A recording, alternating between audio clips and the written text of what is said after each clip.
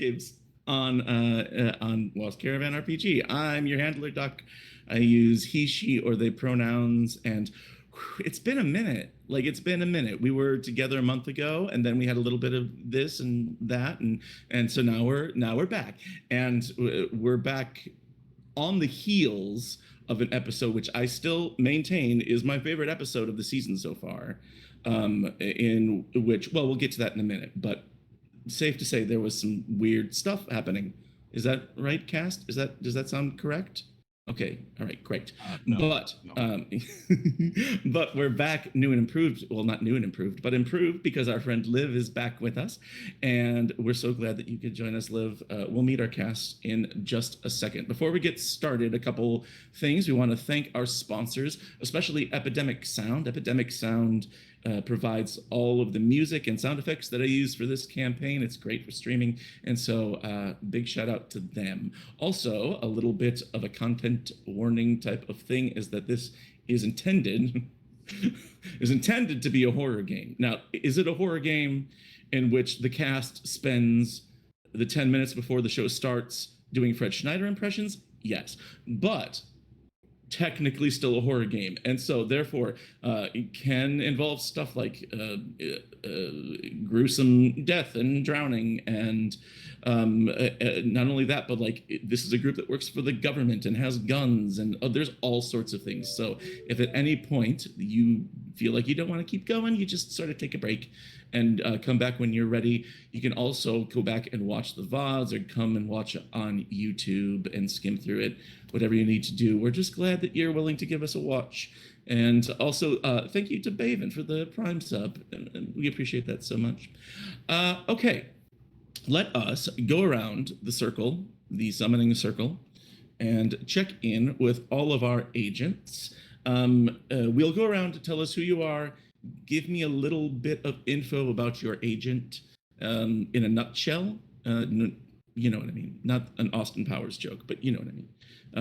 Give me a little look into your character, and then maybe something they remember from what happened last time, if they were here, of going into the night floors of the McAllister building and leaving changed, I suppose, is the right way to do it. Okay, let us start with the handsome devil directly to my right on the screen. That's you, Turk. Turk, so how are you? handsome. Who are you, you He's so handsome man? dreamy. So Mhm. handsome. Hi, I am Turk, or Turk Accented. Or handsome Turk. My ego cannot. Anyway, Yeah, no, keep going. Good looking. I am Turk, or Turk Accented if you're looking me up on demon101.com. Hey! And I am playing Agent Michael, God's favorite Marine. And he is done with his Looney Tunes bullshit. And is just about ready to. Well, he doesn't know what he's gonna do, but he is the square to everyone's orthogonal triangles. Wow. Hey, but I want to add an update. Liv, you missed this. Michael swears now. He That's did a a swear thing. or two last He time. did a swear. swear. I need to go talk to a priest. Yeah. Yeah, no, you Maybe need that. to. Not You're not joking. You're not just God's favorite Marine. You are the Catholic God's favorite Marine. Jesuit, but yeah. Jesuit. man. It's like more. It's what's like something- Catholic, but more hardcore. What's something that shut up. that Michael? What's something that Michael picked up on in the night floors that you remember? One of those encounters or manifestations or whatever it was that you would still be thinking about afterward. Michael specifically would be focusing on two events, two things, facets beyond the general bad situation that they've encountered. Maybe even three, but specifically the night floors. Be focusing on the other agent, Agent Vega from V Cell that we encountered. That we know from a flight ticket that is still yet to be redeemed. Real name Michael Whitwer. You first encountered him when you found his boarding pass or plane ticket in Abigail Wright's apartment that was dated 20 years in the future. Mhm. And then you met him in the night floors, and then he was taken away from you in the night floors in a traumatic fashion. Yeah, no, kind of just fell into the ground slowly, and anyway, that was fun. I also, of course, the Hall of Unfamiliar Faces, except those who were familiar or absent. Uh, and yeah, the name L. Boyd stuck out. And yeah, no, he's really focusing on the phone call he had earlier with his friend contact about how we might wrap things up and Yeah. how everyone else needs to be handled. Speaking of people that need to be handled, let's move along to Colin. Hey, Colin. I'm in danger. Yeah. Um, If only uh, somewhere you could hide. it's disturbing. Colin, tell us about yourself. So- Tell us about Agent Mythic. I am Mythic. There is no Oh. Colin, and I'm so in character. Yeah, no, Mythic is definitely not God's favorite anything, and is a college professor by day and also recently successful novelist who is about the worst Delta Green agent on Earth because he openly exposes all of Delta Green's secrets, but he does it in serialized fiction form, so nobody knows that it's the truth. Much to his great disdain. His publisher actually went ahead and published it as fiction without his consent. But it sold, so hey, it's all that matters. Mythic is, as I said, an academic and an intellectual who has advanced knowledge of demons, which has been coming up recently, which Michael is deeply unamused by at every turn, as Michael is by most everything Mythic does. Last time on Delta Green, we went to the night floors, and Mythic fucked up, and he had one job, and that job was to lay the Hansel and Gretel trail behind us so we could find our way back. And Mythic had but one job, and he failed in that one job, so we got lost.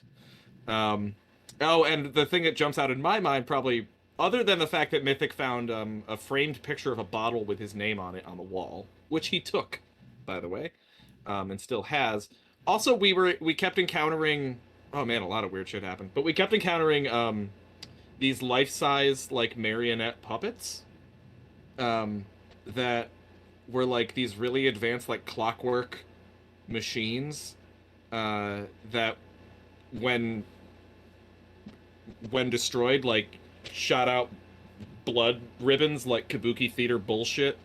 And then we ended up all at one point ended up all on stage with an audience of these marionette puppets staring at us, which was deeply upsetting. And Mythic was about to do a Shakespeare monologue when Michael dragged him off of the stage. And we ended up getting out of there by coming back into the apartment of that one lady that none of us like, whose name is currently escaping me. Michelle Van Fitz. You Michelle Van Fitz, yes. Yeah, you found a Michelle, door that led into what appeared to be a library or yeah. like personal library, and Mhm. found out that you were in some sort of expanded version of Michelle Van Fitz's apartment. And then you Yeah. all sort of ducked out before she could find you there.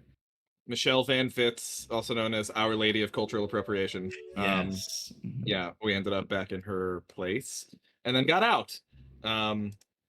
And yeah, we also found a book about a young girl named Abby who goes to a secret world by drowning herself, which gave Mythic some ideas. I bet he has some. I can't wait to see how that plays out. Speaking of ideas, hi, Cass. I have an idea. You're great. You are too. Yeah, that's not great. an idea. That's fact. That's a It's fact fact, idea, yeah. You or as are. I call it, a facticon. What? Tell us about you. What you got going on? What's going on with Agent Martini, and what's her deal? Yeah. Oh, well, I don't know if we'll ever know, but I know I'm Casa, Wilding underscore on Twitter, and yeah, pretty dice, everything. My character is Martini.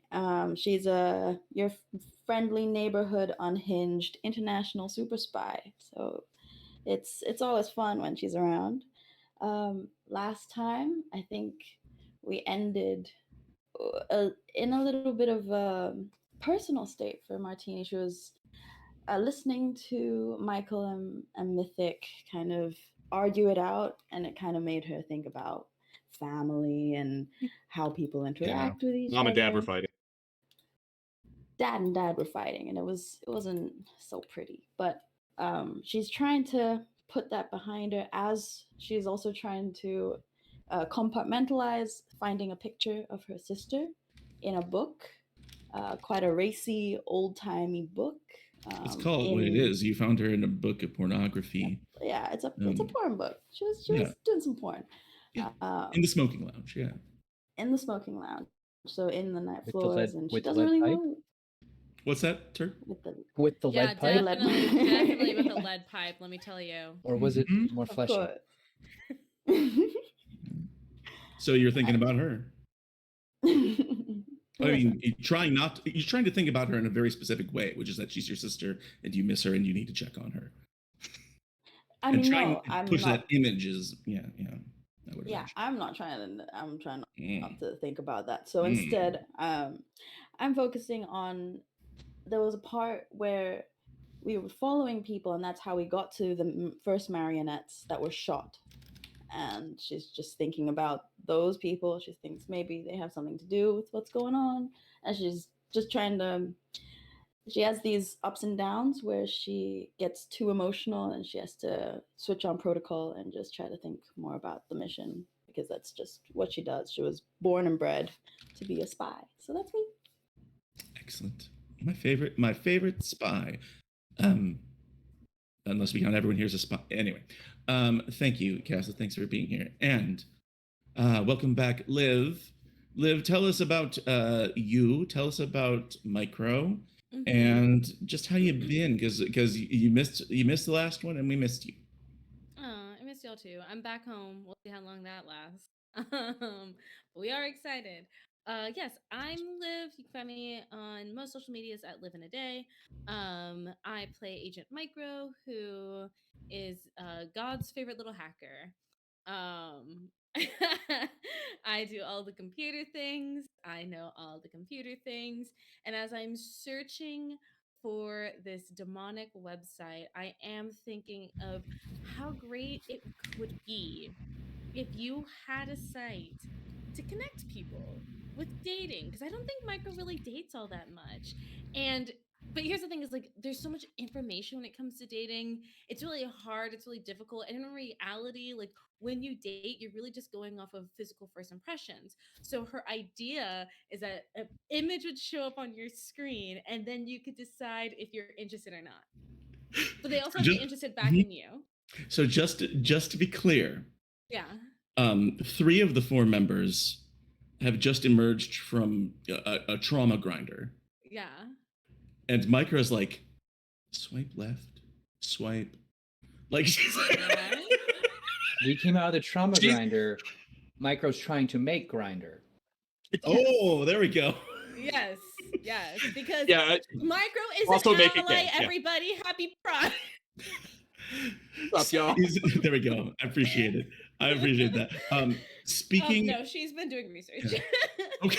Also, Well, dating apps are their own trauma anyway, so I think she's still got her own thing going on. I It's still think she's trauma legit. related, yeah, for sure. And speaking of Micro's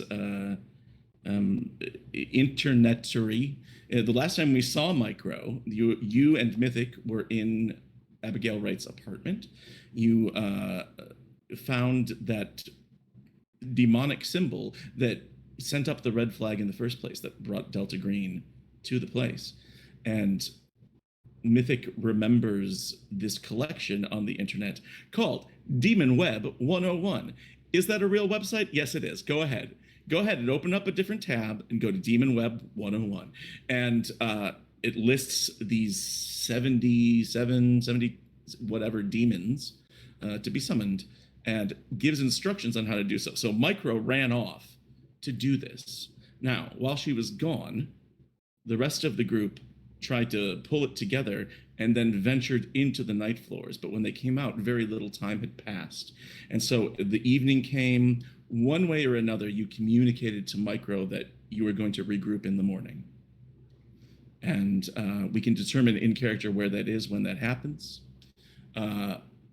But before we do that, let's set the mood, yeah? Let's do some mood music, I guess. There we go. Yeah, that works. Deception is a right. Truth is a privilege. Innocence is a luxury. Delta Green protects a world, a reality, that the average person like you or me fills with things like renewing our license plate tabs and getting haircuts and going to confession. And at some point or another, I would imagine every Delta Green agent asks themselves if such mundane things are really worth protecting. They risk their lives, they risk their families, they risk their sanity to safeguard an existence that is filled with corrupt systems and selfish ambitions. But the truth is, every agent quickly comes to realize that for every ugly thing in our world, like an overdue bill or a bigoted talk show host, that out there somewhere in the corner of our vision lies something that's even worse. And MCell are starting to encounter just such a thing. It's the 12th of August right now, the day after this venture into the night floor, but we're gonna hit rewind first. Micro, you leave the McAllister building, and in canon, this is what happened. You hail a cab, and as you're hailing a cab, you see Martini and Michael coming down the street. And when they shout to you, you, in a sort of hectic whirlwind of activity, yell back, computers! And you get in the cab and take off. Sounds like me. Yeah, where does Micro go to access the internet? It's 1995. The internet is nascent. Yeah.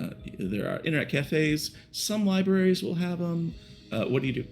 I was gonna say, I feel like an internet cafe would be more reliable than a Probably. That's where I'll go. I would say New York in 1995 probably has a fair share of them. Mm-hmm. And you tell the taxi cab driver this, and they take you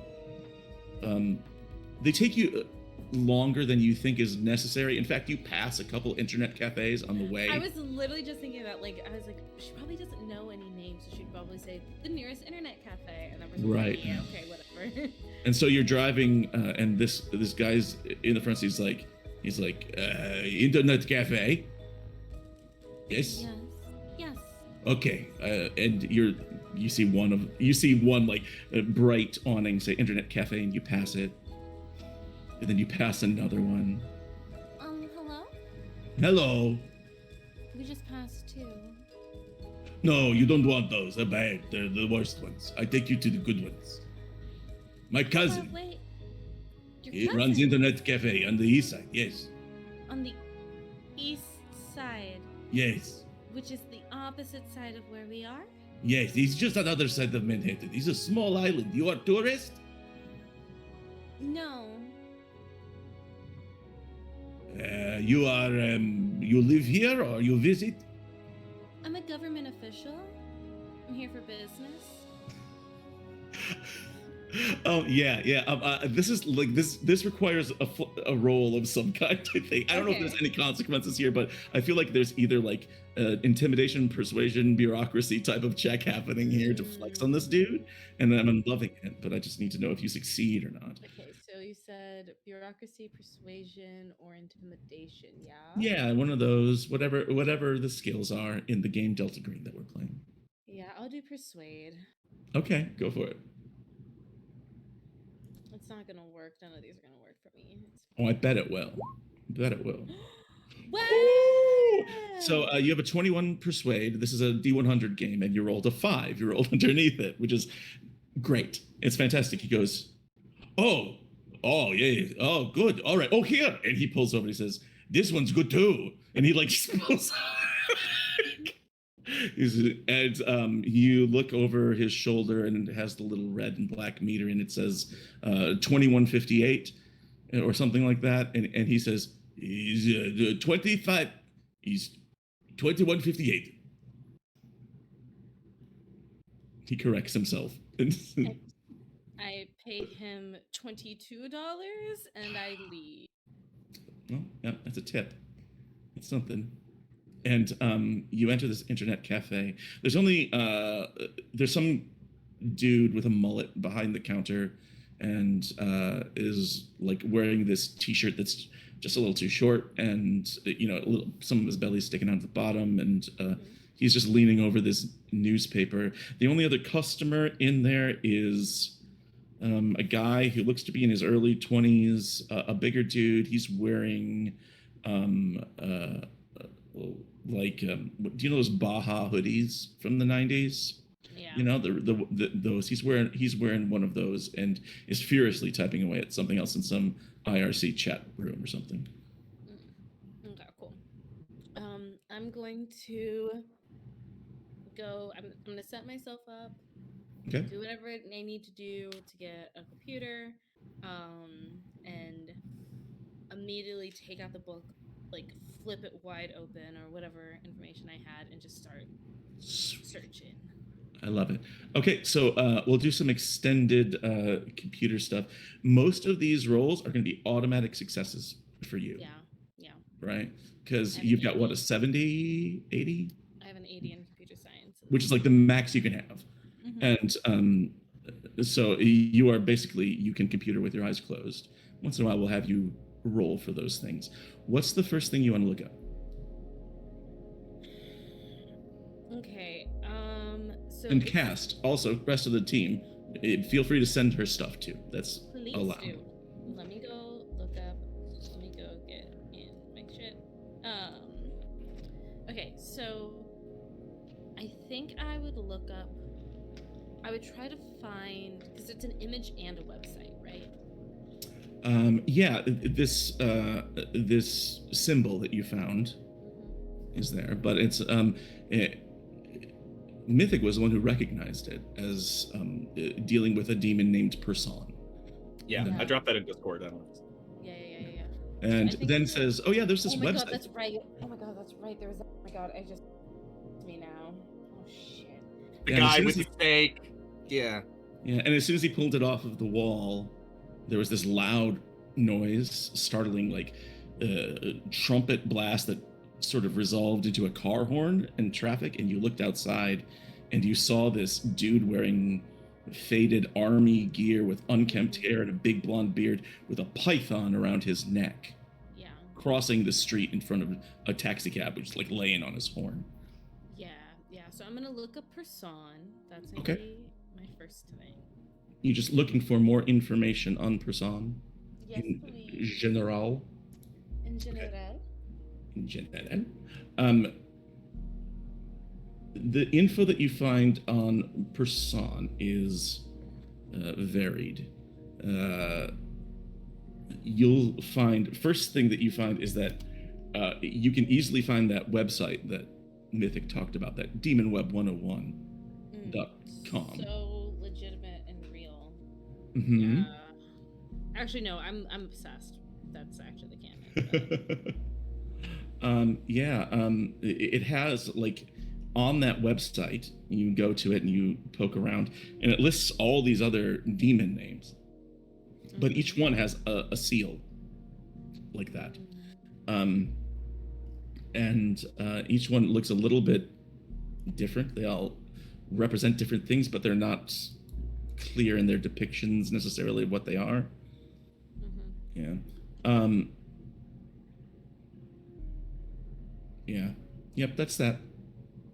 Okay, but that's all I get on. That's or basically no, it. I mean, there's like, early in the internet, you get like some other stuff that's like, you go to ask Jeeves, and it's like, did you mean person?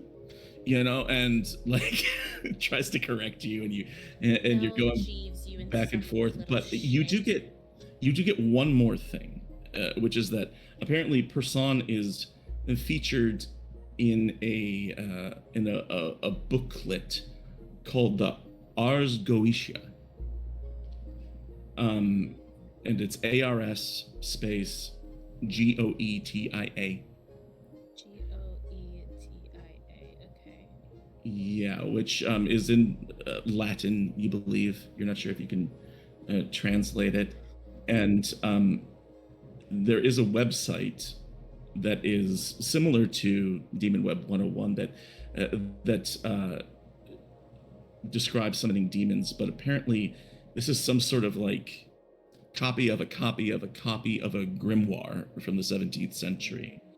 And it does have information on other demons when you cross-reference that are featured on Demon Web 101. And so, I mean, that's at least some sort of confirmation that, more than one source says this is a thing.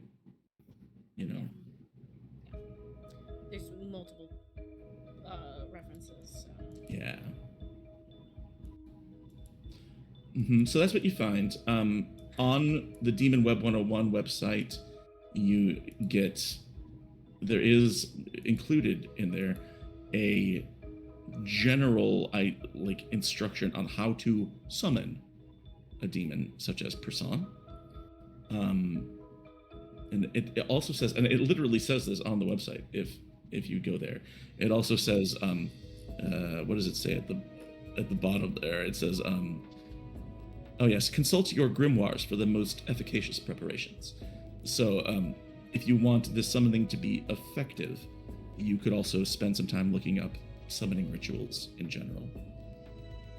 Okay. Before I dive into that, Yeah. does the seal associated with Person look familiar?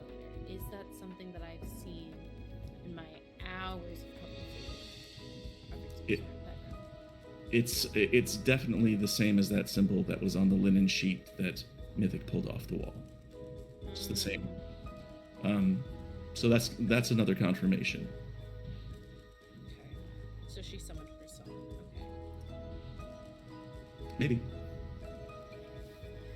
Well, that leads me to my second point, which is I'm gonna look at some of these rituals and again see if I recognize any of the things Sure. required for them or. Yeah. So when it comes to the actual summoning, the resources that you find are very insistent on doing this in the correct way because it's very dangerous. And it talks about dedicating yourself and your time and a space for this ritual, for this summoning. And that summonings that go wrong can have disastrous effects. It talks about using a quote-unquote magic sword, vessels for divination and conjuration, wax figures, scrolls written in blood. You don't know how much of this you actually need, but these are all recommendations if you're going to be doing a summoning of some kind. A garland, special clothing, timing in regards to astrology. There's lots of things to take in. And then it says, here's what you say. And it gives you this script, which is the same that's on the website. where you have to read these long instructions and then list all 72 names of the demons. And once you do that, if you are not, if your concentration's not broken, if it's not stopped in the middle, it says you may get a response. It doesn't say you'll get one right away. It doesn't say when you'll get one. It doesn't say you will get one. It says, the demon may respond to you and provide their service to you and give you what you're looking for, depending on which demon you're dealing with.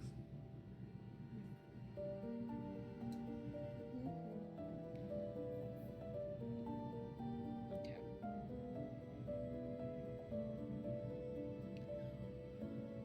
You might have said this before, so I do apologize if I'm making you reiterate. Nah, go ahead. What is Person the demon of? Like, why would somebody want to summon him? Great question. So on the website, it gives you this description, which is your starting point for Person.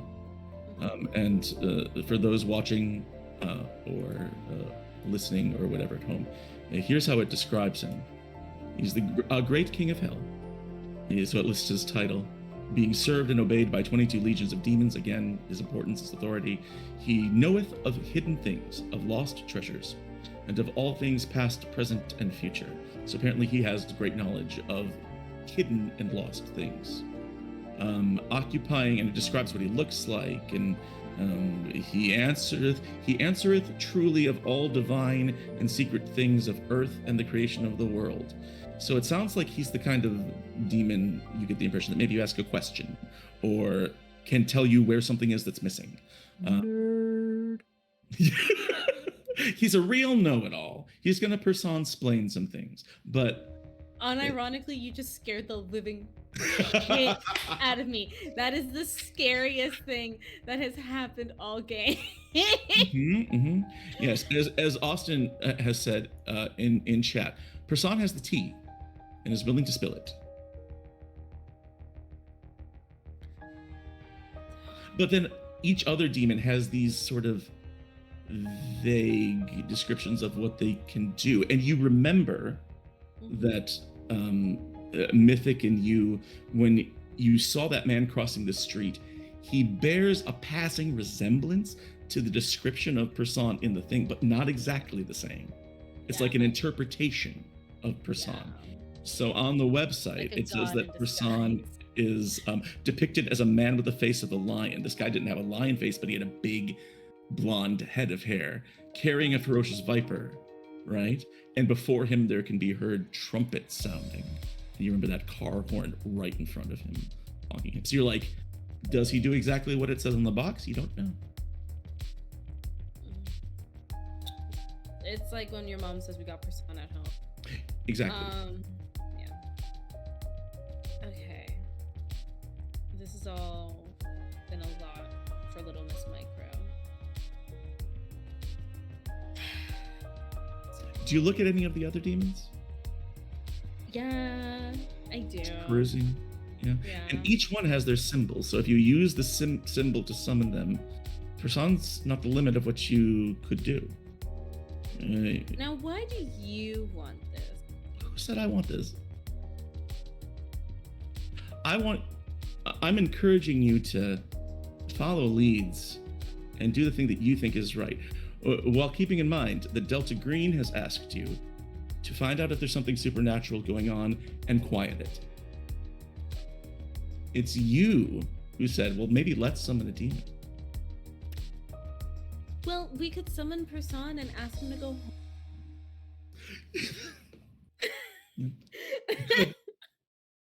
This is why I should have never done a horror show.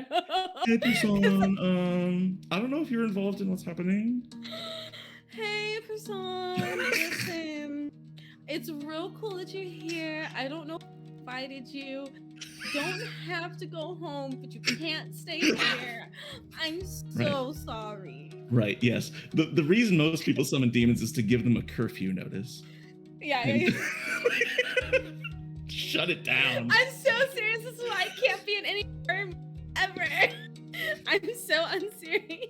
Horror game. But also, you're gonna get a demon boyfriend. That is the goal. Yeah, I mean, if you want to look through the other descriptions and see if there are any that are like, Who's this the demon- hottest this is demon? who's- Okay, no. I was did just actually gonna- look into this a little bit, okay? Why were you sizing? No, up no. the Demons in your competition? area? Salios. Mm. He is of pacifist nature and causes men to love women and women to love men. He's depicted as a gallant and handsome soldier wearing a ducal crown and riding a crocodile. He No. sounds very anti-pride. I don't. Yeah, look- so look- Vito, it's Oh, first day yeah, of he's very Pride. heteronormative. Way isn't too he? heteronormative. Yeah. Fuck that We'll guy. call him up in June. We'll call or July. We'll call him up in In July. as soon as all the corporations flip the switch on the rainbow logo, then we'll be fine. Yeah, he's the one that flipped the switch. He's the one that walks into Target and is like, "Get the shit out of here! What the fuck is this?" Turk, I need you to go back to the drawing board and find me the gayest demon you can find, please. Samigina teacheth all liberal sciences and giveth account of dead souls that died in sin. He's depicted as an ass and then takes a human shape of either sex at the request of his master. Oh, perfect. Okay, that'll do. You have that shit on deck. No, that sounded like me complaining, Turk. I love you for knowing and having looked this stuff up. Yeah, that'll do. We can work with that. What we really should be doing is either summoning Person and asking him to leave, or what the fuck is going on here? Although I don't think that's a smart idea. Or we could summon the opposite of Person and have them remove themselves. You know? The anti-person. Yeah. Good. Not Good. rough. You can also get information from person too. I could So if there's a also- question you want Get that answered, tea. and Like which other of his friends are demons- single. Yeah. Yeah, that's exactly it. I'm not just here to fuck demons for once. We Ooh, have a somebody mystery. record that. I would emphasize that you Flip it. use the word that you're not just here to fuck demons. For one. It is among the reasons, but it is not the sole reason you're here. Yes, I'm here to solve a mystery, and I'm the third most professional person here. It's always I teetering would between say- me and Martini.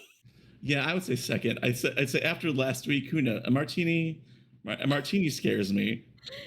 That boss. Okay, But thank you for calling Mythic the most professional person. that's not what I did. So I didn't know such thing. shoot, I was going to say something else. I forget what it is. Anyways, demons, you have the option of summoning them. And I don't want you to, but I will say I am prepared for you to do so. You And don't. I know what want me happens if you to? do. You're a little. No, I don't liar. I'm not pushing you to. Oh, okay. I'm just saying it is a viable option. And when we talk about Delta Green and this adventure, this Impossible Landscapes, it's thick. By which I mean that Dennis Detwiller looked at this and be like, well, if they do summon a demon, I got to make a website and list 72 demons and describe what they look like and what they do. It is a real website, and I love it very much. Okay. Mm-hmm. Okay, so the things I would need are a magic sword, a wax. Those things figurine. are, I can recommended. choose from a yeah. I can choose from the above. yeah, it's like, it sort of feels like, okay, if I use these things or some assimilation of them, it'll help. But really the thing that it tries to hammer home is pay attention, keep going, don't stop it, And have And- a dedicated space. don't mess up, and if you do mess up, it's not my fault. You know, like, yeah, like it talks about not being distracted and stuff. So having a space set aside for it is good. Oh, we already have one of those. Shit, I'm never gonna spend it. Fuck. You can put a pin in it and bring it up to the rest of the group, but you I vote yes. you think you'll know what kind of reaction you get, which is 2 hell yeses and 1 no. One The thing is, unqualified like, no. Resounded. no. He does answer questions, and we do be having questions. So I'm gonna consider it. Mm-hmm. You write that down in a little notebook next to you, and the other customer duty goes, excuse me, you're writing pretty loud. Could you please keep it down? I'm trying to focus on my chat room. Okay, let's see. This is like computer room micro. So I do think she will turn and look and, you know, typing louder doesn't make you any more correct or come across any smarter on whatever grungy little forum you're on. This forum is really important, and you'll be thanking me when we figure out why Jimmy Buffett is the president of Florida. He goes back to work.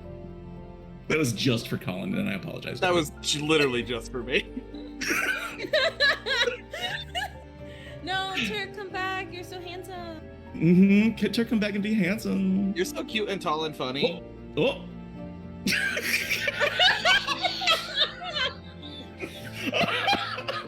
Where's my gift clip?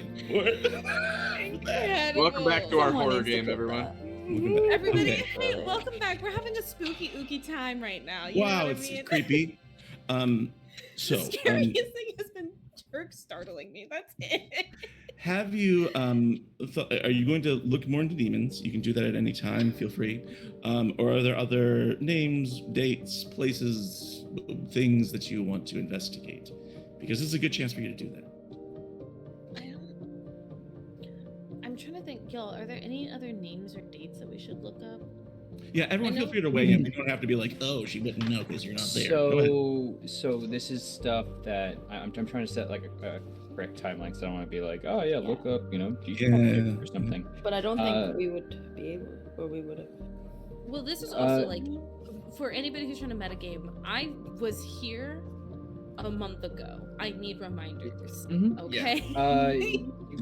You might have information about Asa Darabandi or the McAllister Asa building, or just the McAllister. If you looked up the McAllister building in general, that could lead you to Asa Darabandi, who is the architect Yes. in the Thought Yes. buildings. Yeah, and just a fucking creepazoid.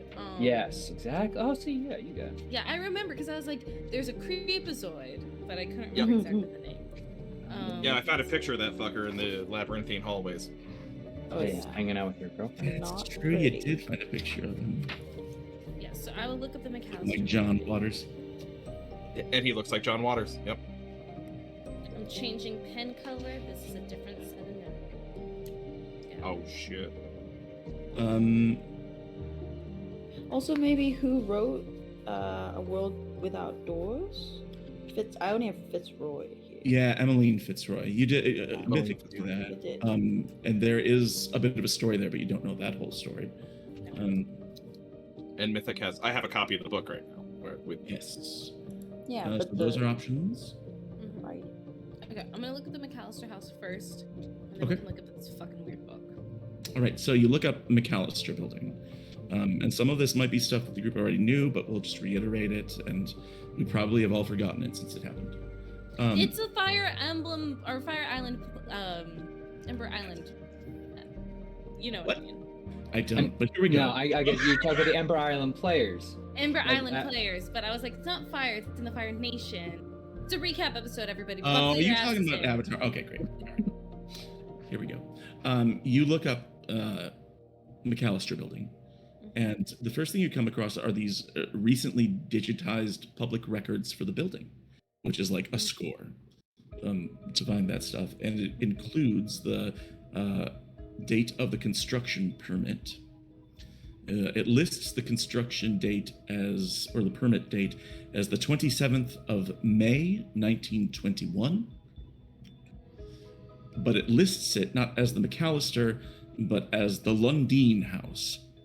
Lundine. Lundei.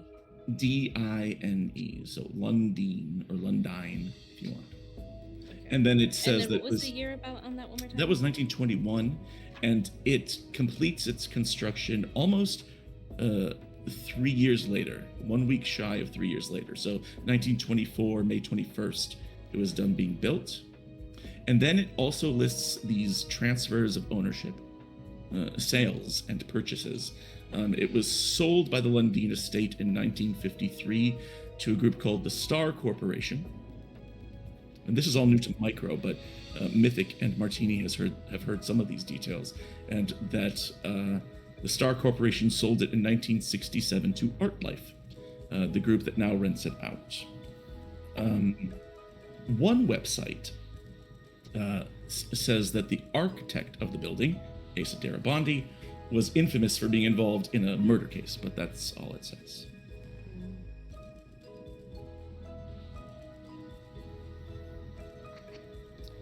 And that's what you get from the public records for that building, unless you want to take a different specific angle.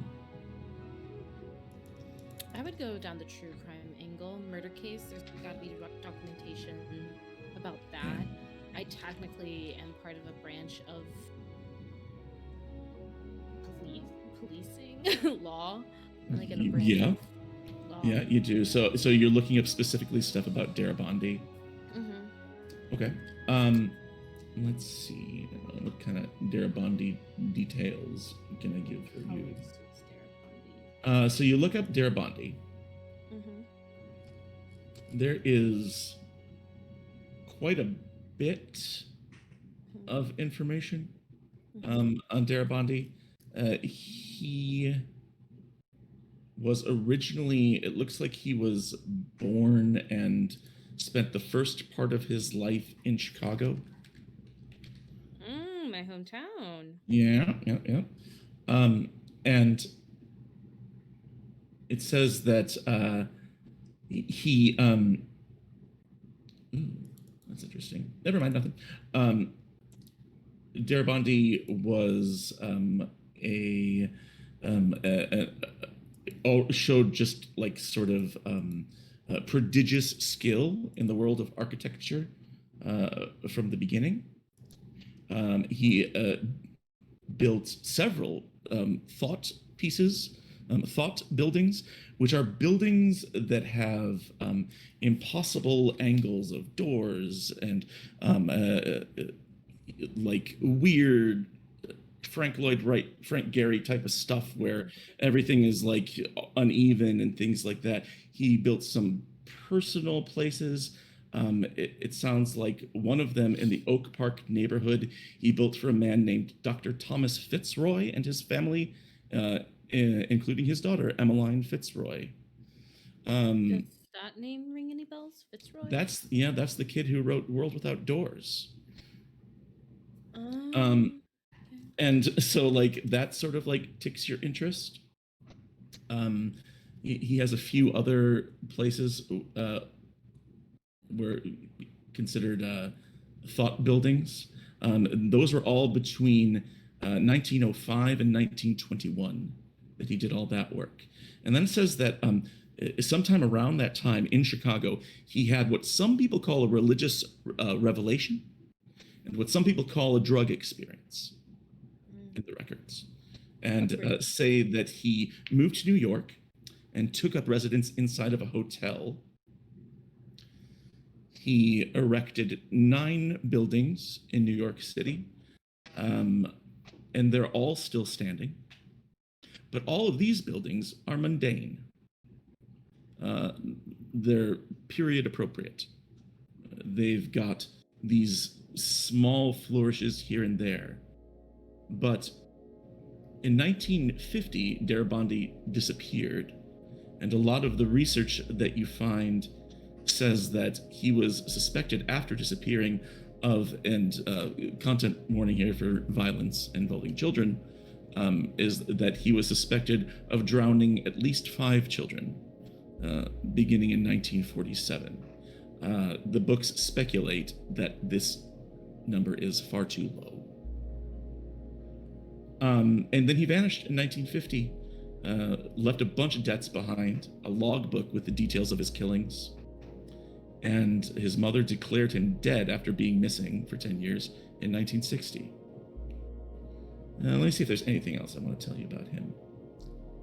Okay. Yeah, that's about all you get on Darabandi. Although you do come across a little newspaper article about him. Okay. And it's sort of a positive one. I'm going to put it in your Roll20 journals. Let me see, where is it? And it has pictures of both sides of the article for some reason, which you don't quite know. But on one side, it has an article called Architectural Picasso, a Chicago native. And it's from the Chicago Tribune, 1904, something like that. And then it has the flip side, and it has this symbol on it. And you've seen this symbol before.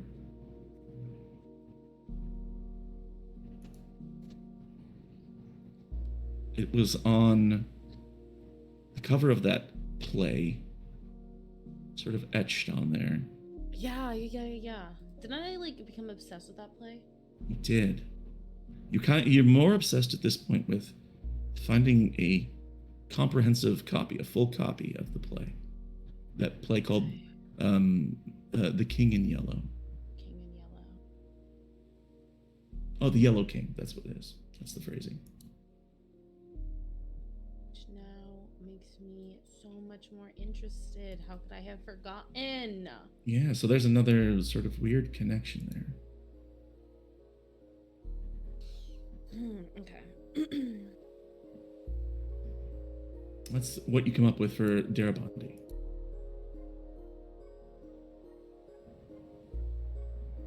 If I try searching the Yellow King, do I get any results? No. You get a lot of... This is not only early internet, it's also early Boolean operator, you know? Mhm. So, like, you can't, like, put quotation marks around Yellow King. So you get a lot of stuff that would take you hours to sort through of this king, but also the color yellow is mentioned. You know, or a bird called the yellow-billed king something or other.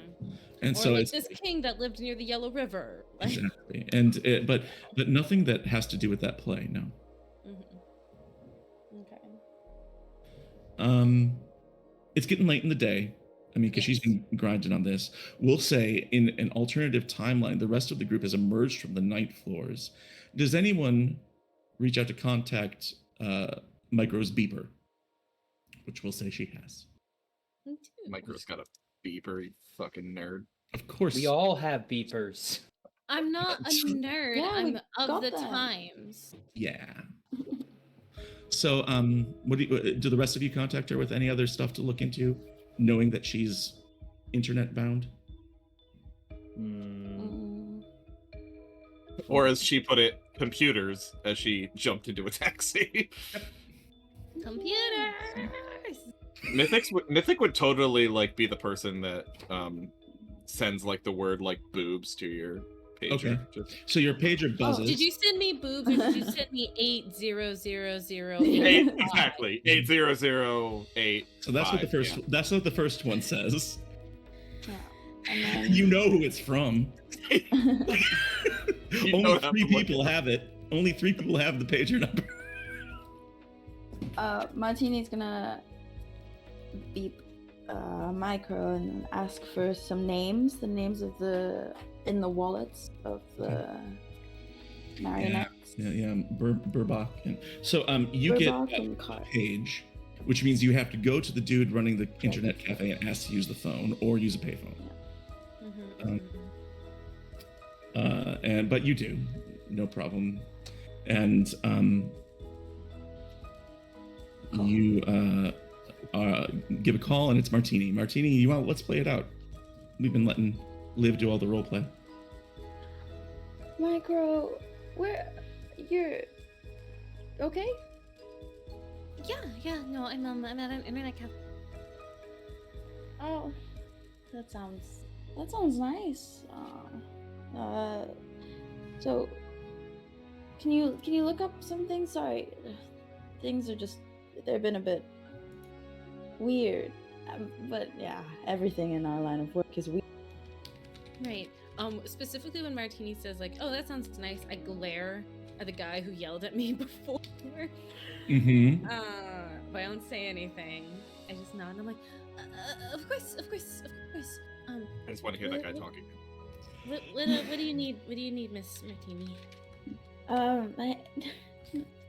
That's too formal. There's some names that you could run. Ronald Burbach and Eric K. Carter.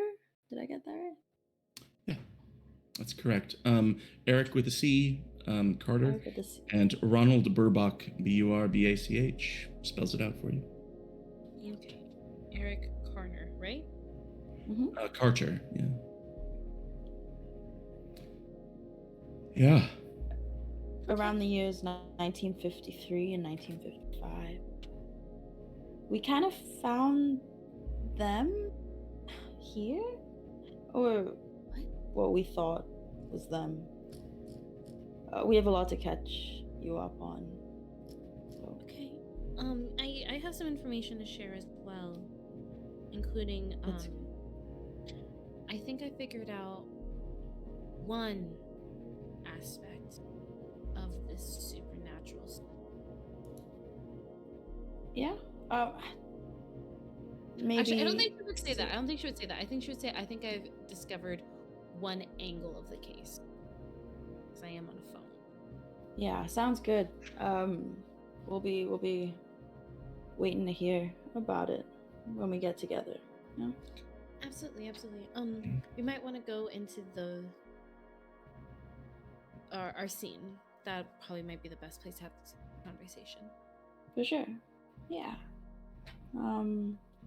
Whenever you're ready, we're here. Okay. You agreed to meet there in the morning, we'll say, just to keep the timeline moving forward. Mm-hmm.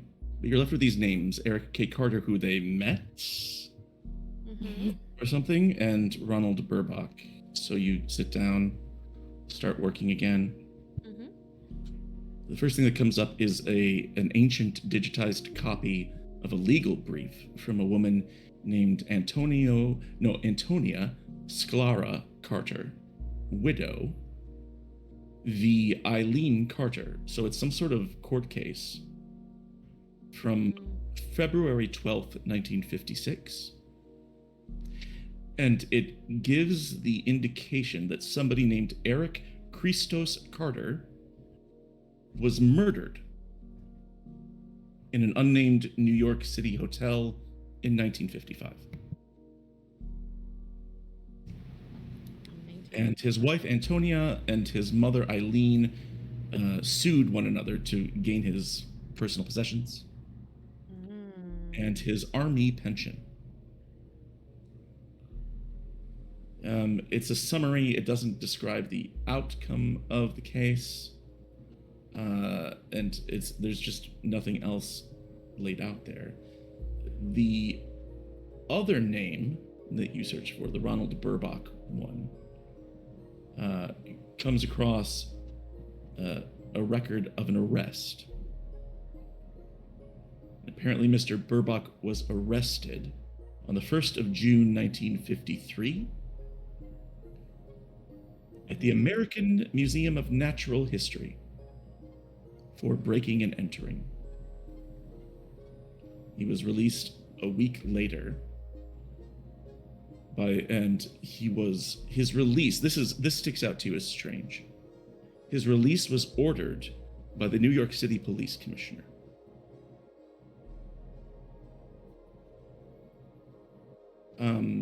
It says under reason for his release, decorated veteran.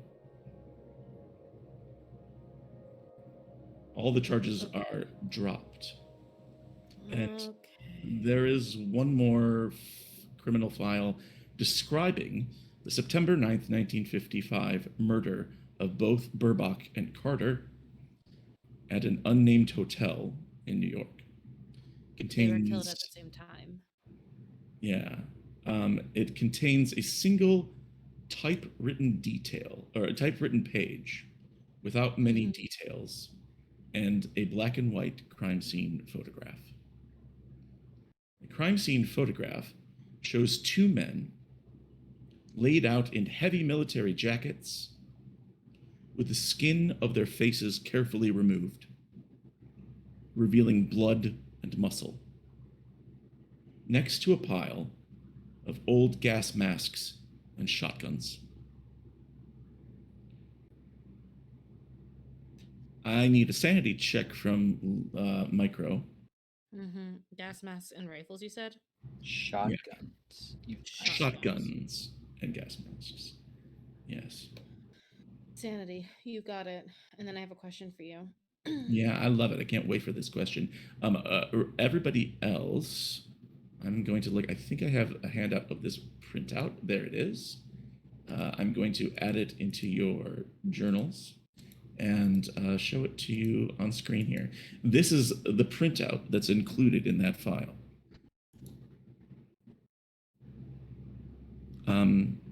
In fact, if we want to get that up and zoom in on it, you can zoom in. It says Burbach Ronald James, Corporal U.S. Marines, served in operations Grand Stair, Teetotal, Winter, Bristol, killed in action 9th of September 1955, and has a little triangle at the front of it. Mm. And then it says Eric Christos Carter, First Lieutenant Army, Operation Summer Breeze, Majestic, Luna, Bristol, killed the same date. And then there's a third name listed. The third name is Virgil Griffith, Captain U.S. Army, Operation Bargain, Lunacy, Southern Hospitality, Blackout, Bristol, and missing in action, 15th September 1955, last seen New York City. Operation Southern Hospitality sounds absolutely horrifying. Southern Hospital. Doesn't it? That's a great name for a case. So for those of you Why were we doing operations on U.S. soil, specifically in a New York hotel? roll me an int times 5 real quick. I want to see, and I'll let you know. Like, Eight to see if you times can piece What this. happened September 9th? Wait, okay. Wait, I owe you a sanity check, Yeah. and then also. Yeah, sanity check first. Thank you very much.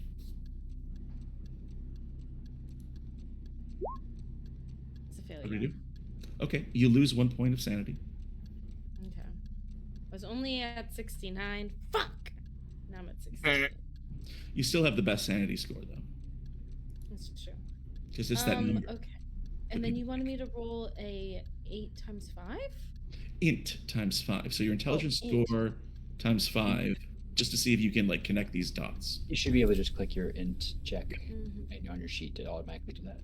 Thank you, Turk. Yeah. Thank you.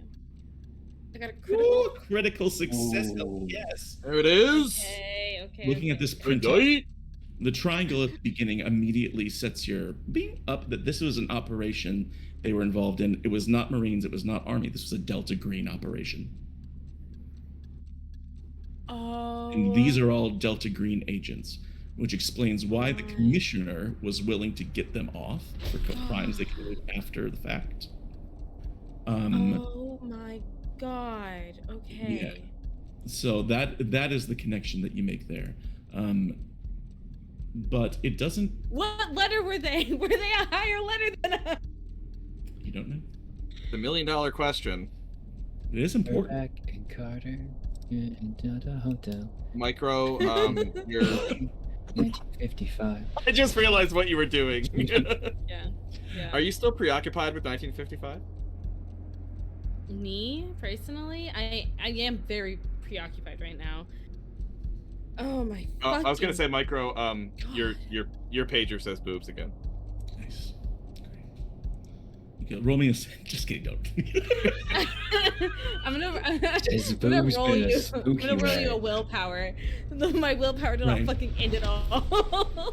just to be clear here, less than an hour ago, Mythic was in some other alternate reality, and now he's texting boobs to a pager. Yep. That's great. All right. So that's what you find about those people, and then you come up finally with that. I think that the third person of interest is this Virgil Griffith, and that wasn't a name you were given by the rest of the team. It wasn't. If you are really hungry for this stuff, you could search through military records, but they're not digital, so you'd have to find some place to access them, or call in a favor, or talk to your handler, or something along those lines to get you more information. I feel like the handler might just be the most direct way to do it. Maybe. Honestly. but something to keep in mind. Yeah.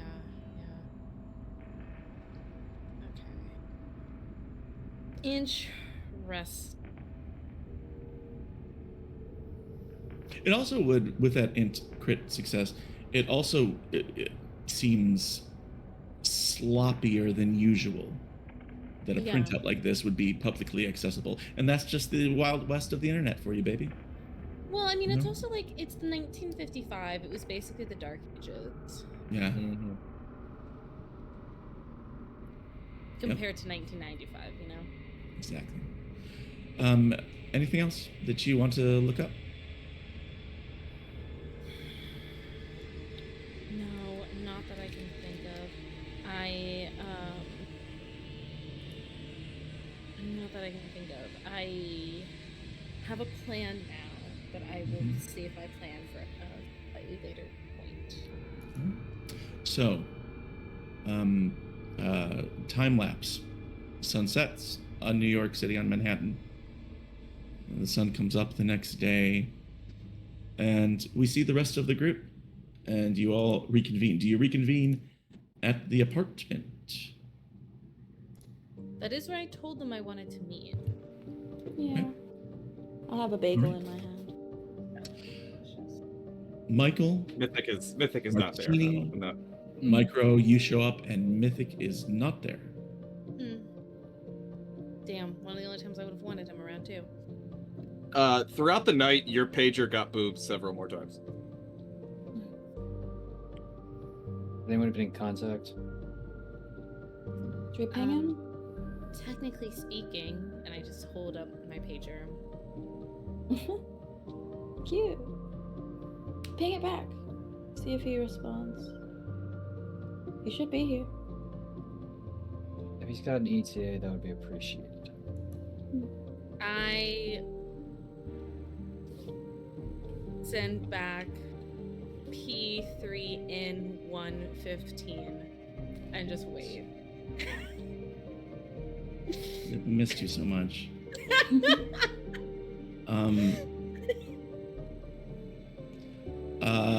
Did you like add like your burner cell phone to it? Yeah. Because everyone's got burners, right?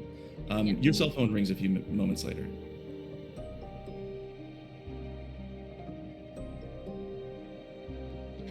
Where are you? Is this Miss Cooley? Who's asking? My name is Doris. I'm the day nurse at St. Vincent's Hospital. We have a man here.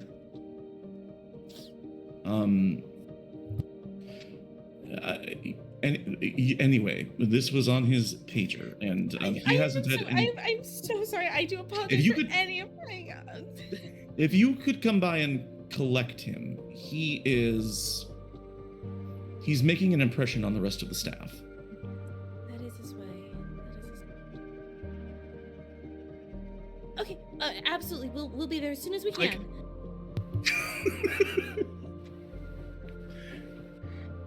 What's going on? Micro's going to sink to the ground, like just fully sink to the ground, head in her hands. It's just the. What is it? Martini kneels next to her as well. What's up? I think you see the message on my pager before I say a nurse called. He's Nurse. at a hospital.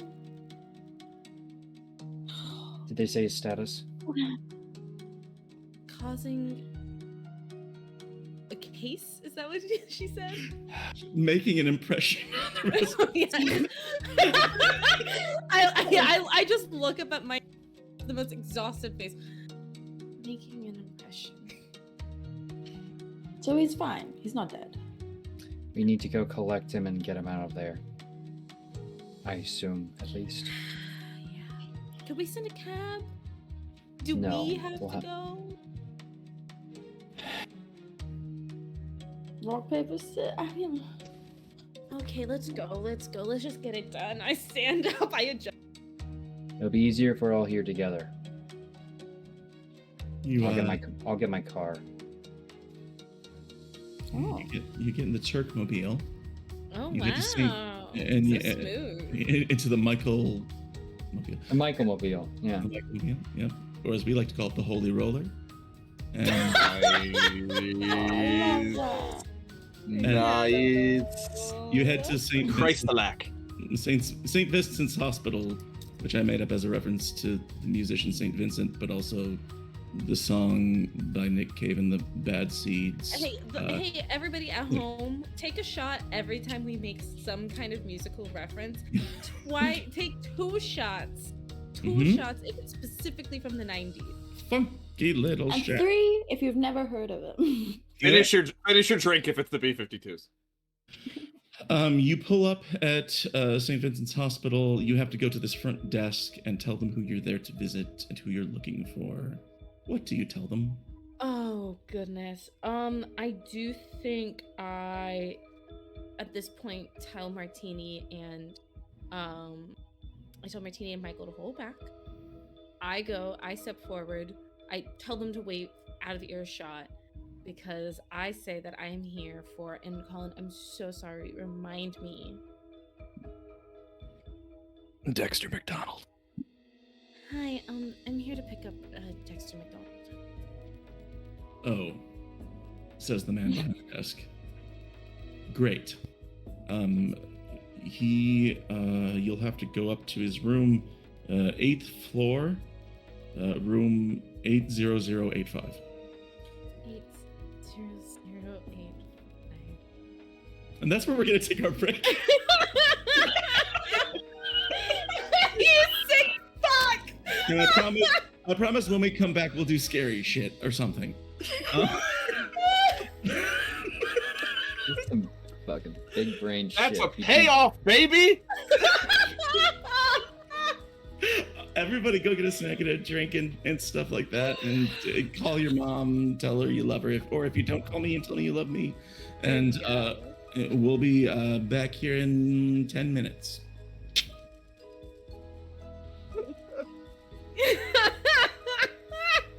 That was good. That was really good. It was all Colin. I messaged Justin like I had a brilliant idea. I know his room number. I also love that we're still live on stream too, which is great. Hi everyone. Oh really? Hi, Professional Take it, trainer. take it to the break. Ding. Amazing. Well, as long as we're still on here and people can still hear us, I'm trying to think of the name of that Nick Cave and the Bad Scene song, song that talks about St. Vincent's Hospital. And anyway, I'll think of it. Vincent. Or we come back. St. Doris. I don't know. Remember Doris. She's clearly a very important character. I Fuck worked. Doris. I worked in an emergency room for 2 years, and my favorite nurse there was in fact named Doris. And she is Ooh. everything you're picturing in your mind is right. That is 100% Doris.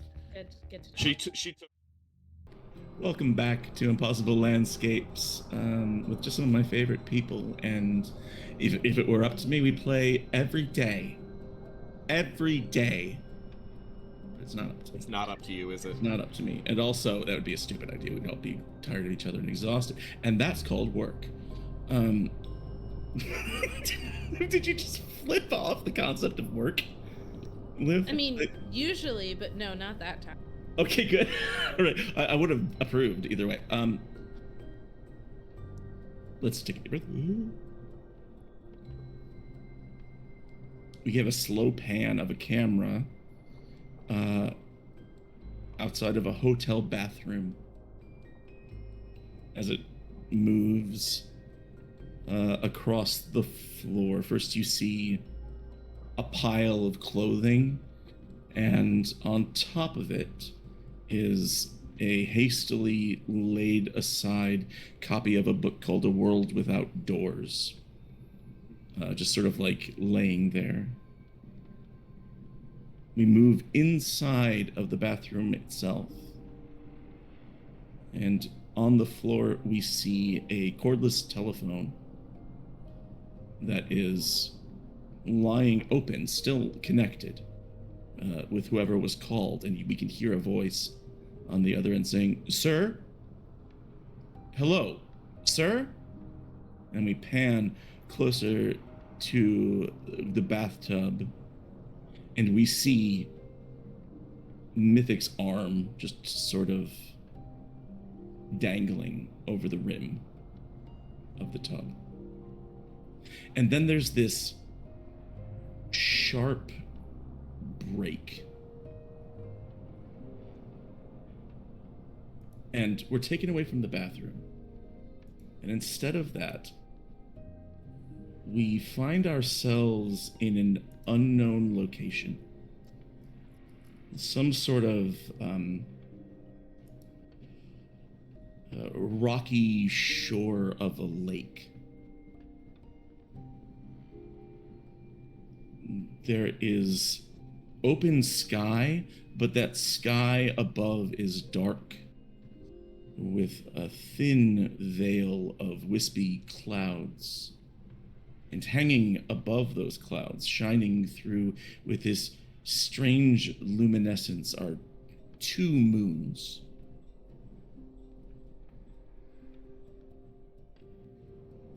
And they're lying on the shore in a bathrobe. We see Mythic and his eyes open.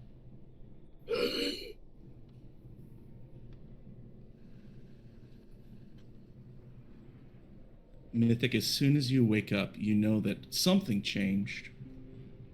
It's too vivid to be some sort of a dream, but it also feels distant and ungraspable, and more than that, you are instantly hit with dread and melancholy. The happiness you feel from succeeding in your attempt to drown yourself onto another world is short-lived. You have a feeling of being watched. And in fact, as we, the viewers, the audience, watch this happen, there's this brief, unsettling moment where Mythic turns and looks at us directly in the eye. And then turns away.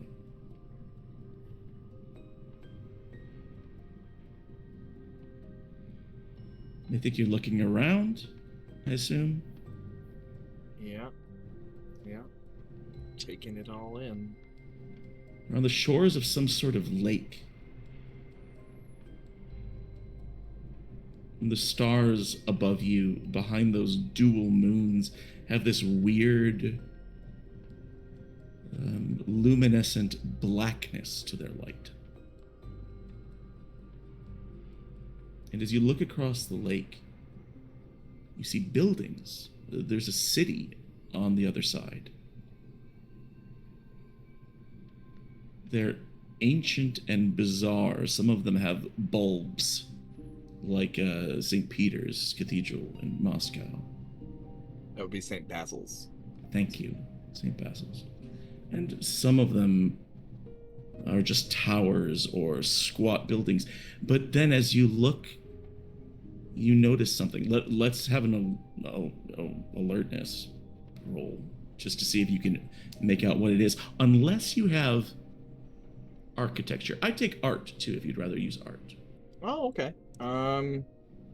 It's reminding me I haven't had my character sheet open this entire time. Do I have I feel like it's doubtful that I have architecture. Let's see. I mean, architecture's not a thing, but archaeology is a thing. Yeah, So, archaeology is a Mike. thing. Which Yeah, I you actually have could a 40. architecture as a skill. Like, you could add it as a person skill. Oh, I see. Yeah. I do have archaeology. Can I use that? Sure. And I have art, but I'm better at archaeology. Well, that's interesting. Shocker. I also have anthropology. Anthropology would be better. Okay. I'm even better at that, too. Okay. It depends on what you All right. roll. I'll tell you what you get. Okay. Let's see. Anthropology. Hey! Success. Hey. Nice. Got a 13. I had to get under a 50. You look closely at these buildings, and there's some damage to them. Some of them are ruins. It looks like they were damaged by some sort of explosive power, but they're too far away to know for sure. Some of them, although they're ancient and strange in their architecture, appear to have been built using modern construction techniques. There are walls made of glass, steel girders, mixed with like adobe, adobo, and like other sort of materials.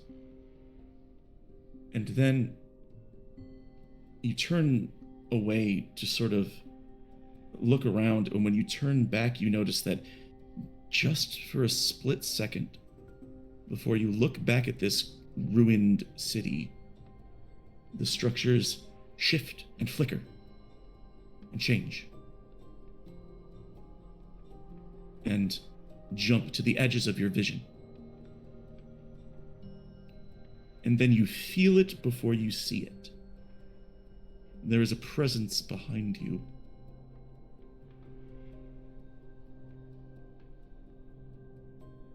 Mythic shuts his eyes a moment and kind of pats his body before turning around, sort of wants to quickly take stock of his own body. Sure. What is he wearing? He's wearing a bathrobe. What? Oh, look at that.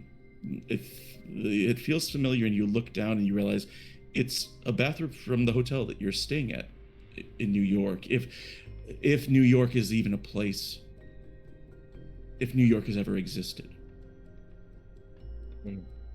But you get the feeling that if you were there, they would have bathrobes like this. But otherwise, Any naked? Pockets. Otherwise naked. Shit. He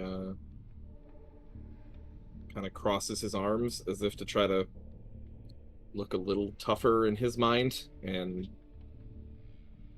turns around slowly.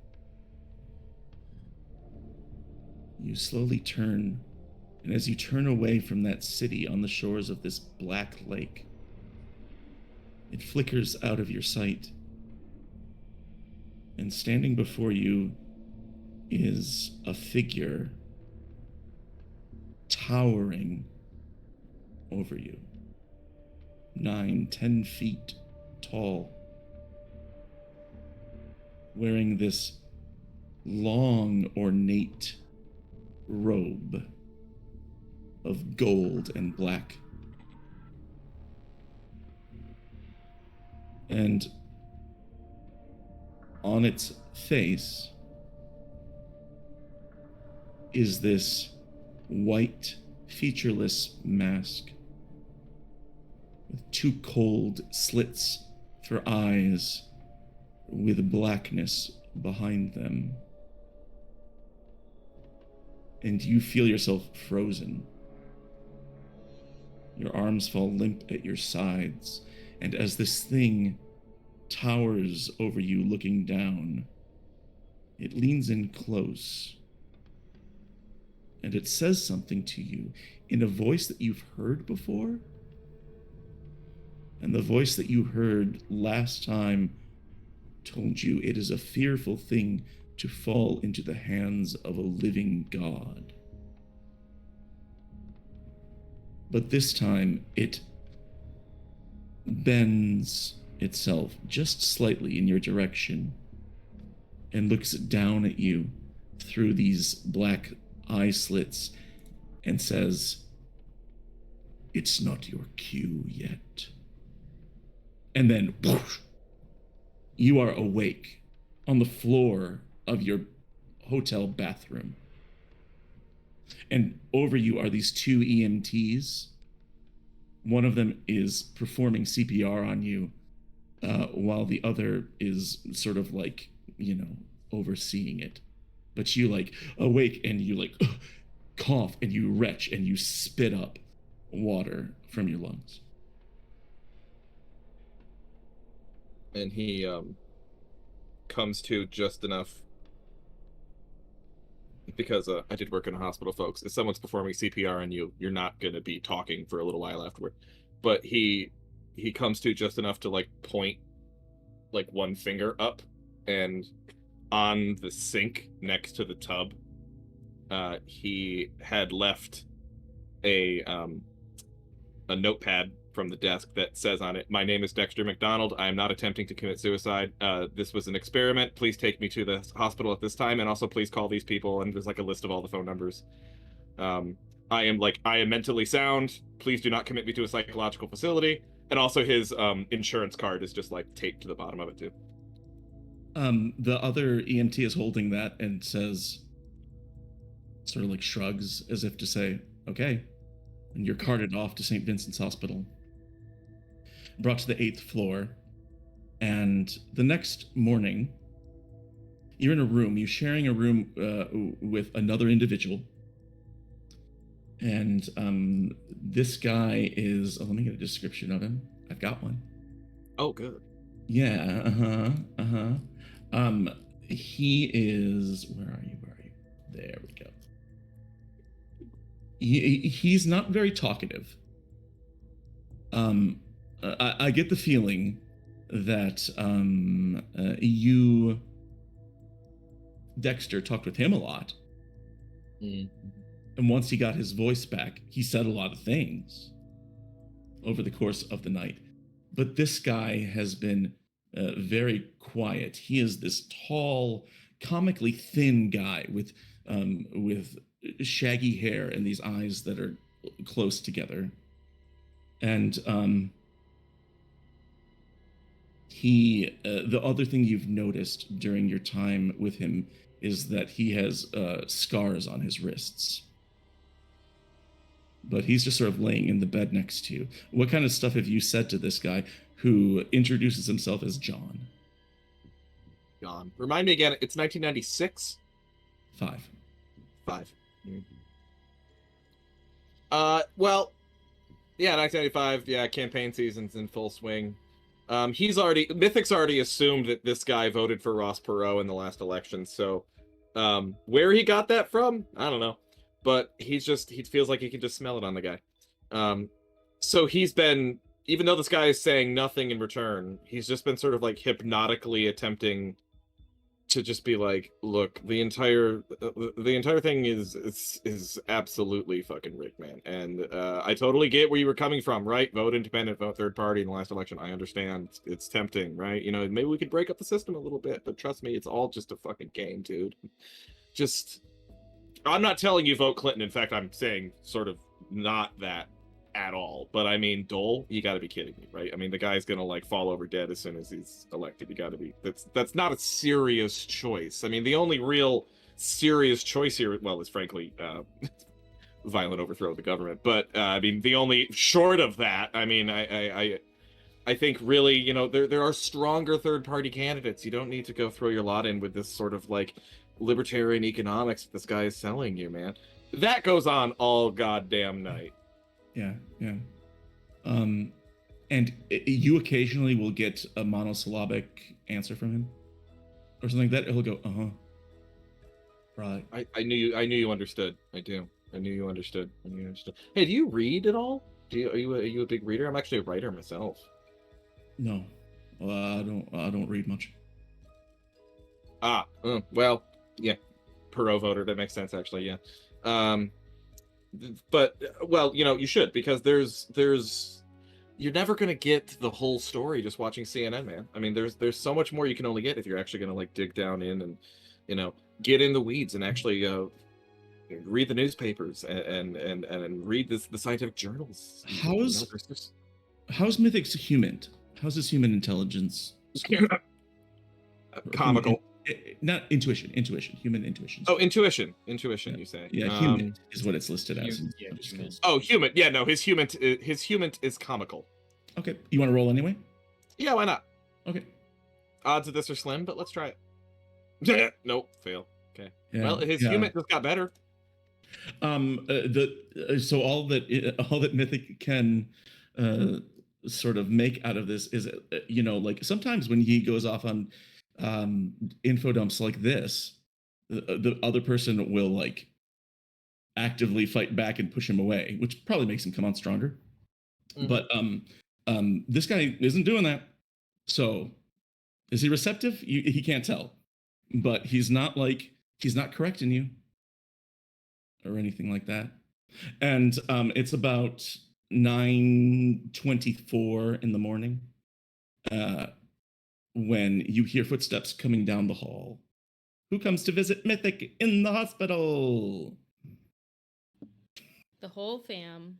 Everybody came. Do you have balloons? Shit, I was going to be scary. Do you have balloons and flowers? No. No. No. Okay, all right.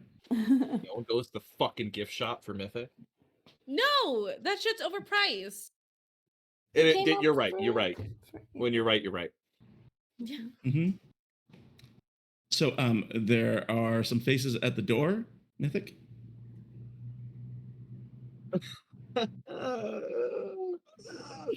Hi.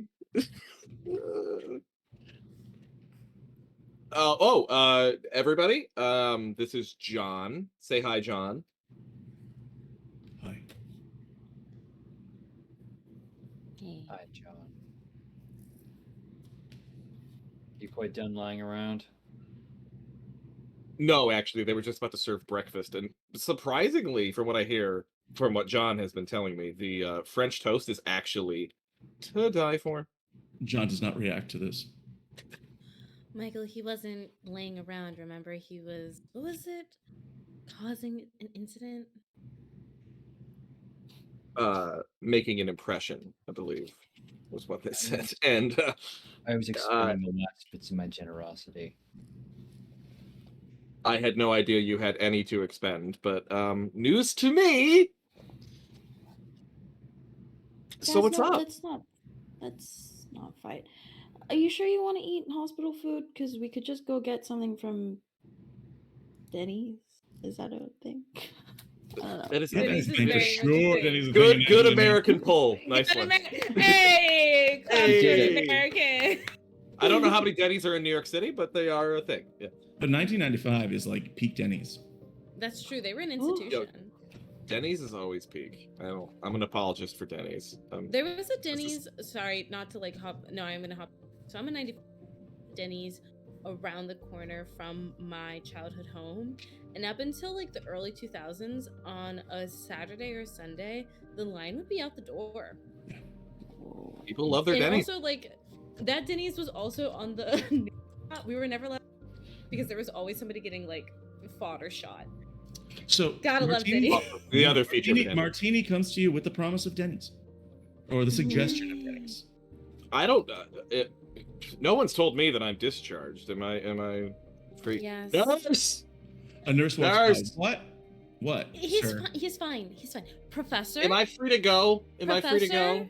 Professor. Yes. He's free to go. I've He's settled been free to everything. go for several hours. And you've Oh. just been sitting here. Well, every time I try Well- to tell him something, he goes I off know. on this tangent. I know. He's I know. full of information. This one. We'll take him off your hands. Don't worry about it. Thank you. Oh no! Oh no! She says, walking away. No, stop! Don't. Martini Well, you checks his could've come clothes at him. You could have come pick me up earlier. I tried sending you the room number. No response. You didn't send us a room number. Yes, I did. Your pager. I sent it to your pager. He points at the wall, and there it is, room 80085.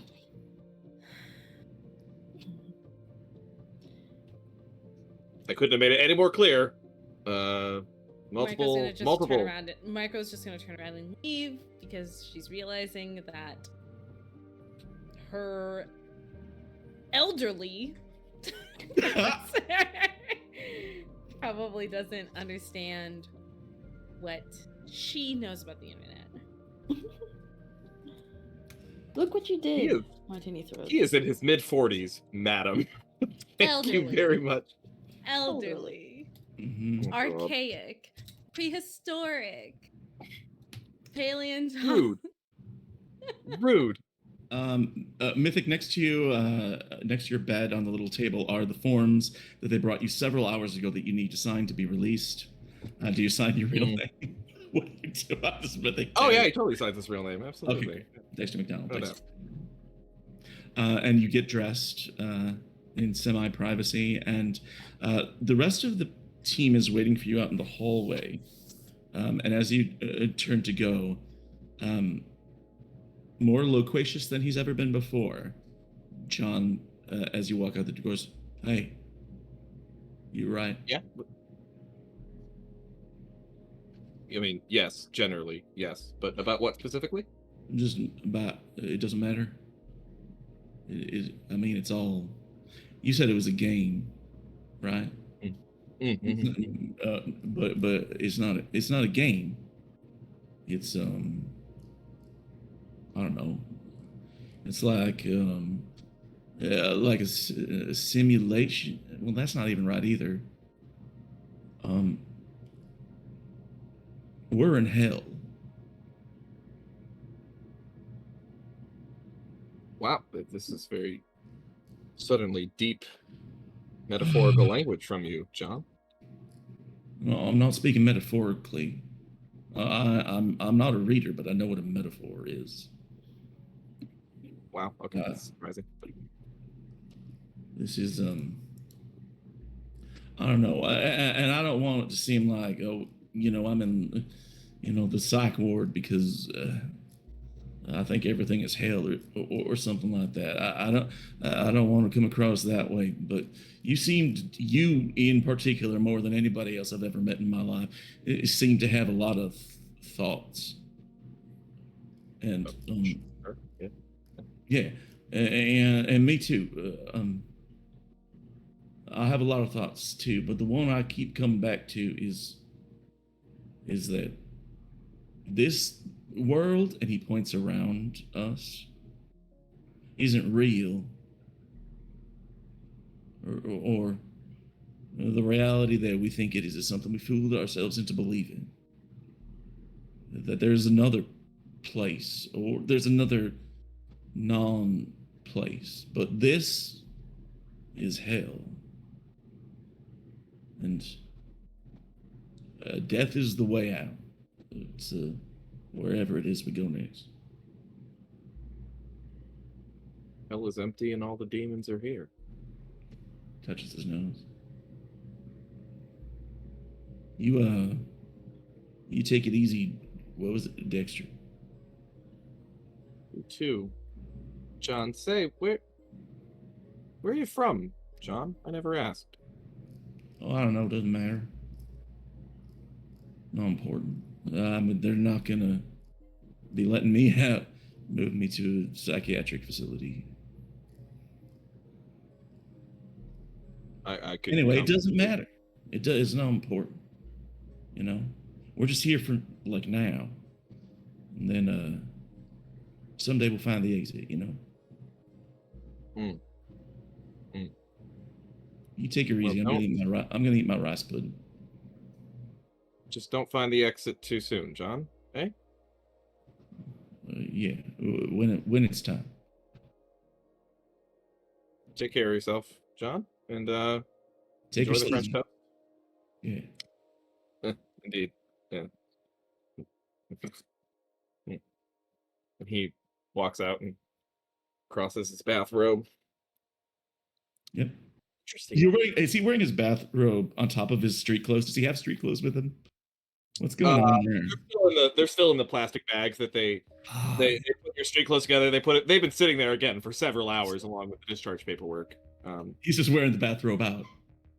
Yeah, otherwise he's in the buck just under the bathrobe. He'll change back in. Is at this point, as you get ready to go, and get ready to change and stuff like that, is that the bathrobe that you're wearing isn't a hospital gown and it's not hospital issued. It's the bathrobe from the hotel. And I think that. Oh, go ahead, please. No, I got nothing else. I was gonna say, I think that's like feeling that bathrobe as he's walking out, and then thinking about what John just said about finding the exit as he's exiting out of this hospital and also thinking about what he went through. Mhm. That as you guys are like walking with him, he kind of just stops and goes catatonic for a moment. He just stops moving. He kind of gets that like stare into the middle distance thing.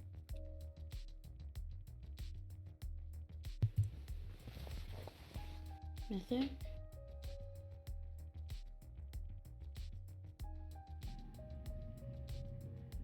I died. What? I died for a little while. I was dead. That was the plan. I had it all planned out. I didn't want to die, not permanently at least, but I wanted to see what would happen. So I died for a little while. Drowned myself in the bathtub in the hotel. Like I like the went- book? What? Well, yeah. And he reaches into the plastic bag with his clothes in it and pulls out the book that's at the bottom. Like in the book. Sweet mother. Do I recognize the writers, the title? It says Or World not the Without title. Doors by Emmeline Fitzroy. And actually, it's in your journal. You can take a look if you want. The Mhm. cover is there. Yeah. Yeah, so I do think I grab that and like stare at the part that says Fitzroy. Also, these buildings. I've seen Nine? When you look at the buildings, there is a tickle mythic of familiarity. What do you What did you see when? Do you remember? in the car? I've never. Okay. We're going. Dad, can you continue the conversation in the car? Just Michael's been like looking around and making sure no one's hearing this. You know. Also, Michael, I'm make gonna me be. an I'm awareness gonna check. Oh, really jeez. quick. I'm gonna put on my full conspiracy hat. Yeah, go Do for we it while think- he rolls, yeah. Do we think those are 9 mundane buildings on the cover? The cover depicts from your Do you see what I'm seeing? Do you I see what I see it. see? That's 9 buildings. It's 9 buildings. If they're all grouped by color and like they're all pretty fucking chill, that's 9 mundane buildings. Anyway, it does appear as though Fuck. there are 2 landscapes. On the bottom, 9 mundane buildings like you would see in New York City, built around the early 20th century. yeah. On the flip side of it is what appears to be like a castle of some kind set against some sort of wilderness, shores of a lake or something like that. Is one of those buildings on the cover of this identifiably the McAllister The building? hotel? Yeah. One of them could be seen as the McAllister building, specifically the one on the bottom right with the sort of like fake parapet. Yeah, the shortest one. motif. Yeah. Yeah, the shortest one because it only has like 3 or 4 floors. Three yeah. floors. 3 floors.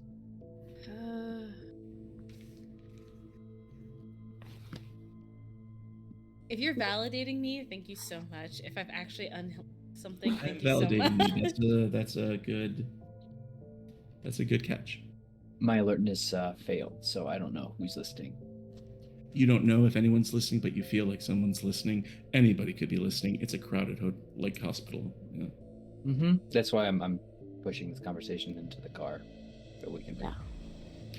You'll get to the car and you take off to a Denny's. It is a Saturday, so it's busy, but they have one table that's like a booth, a round booth table toward the back of the place that doesn't have too many people sitting around it. They try to steer you towards one that's more populated. Michael, No, we'll you want to push back? We'd like some privacy, please. Our Smoking, friends- please. Smoking. Privacy and smoking. Sure, just 1 second. And they lead you over to that secluded booth, semi-secluded. As If you we talk at settle, a full voice, people will hear you, but not if you keep your voice down. as we settle into the coughing section, Micro will very passive aggressive just.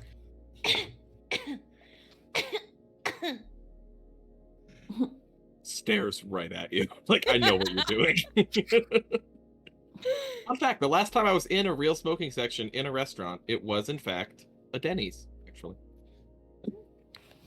In Missouri. They still had those in the early 2000s.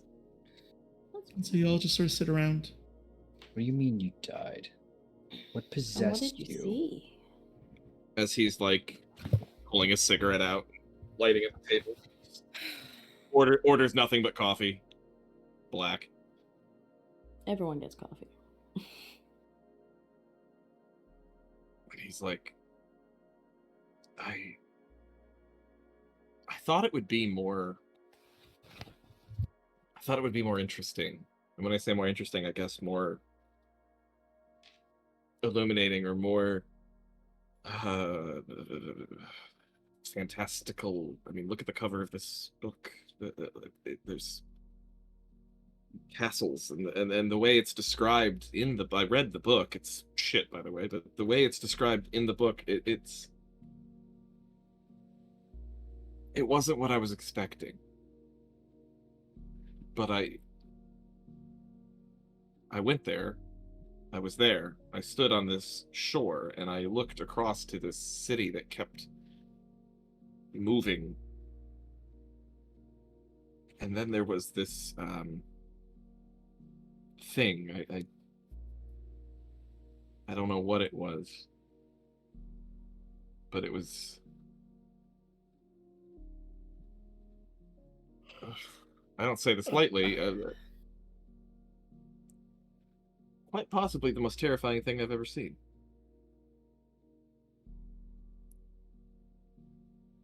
And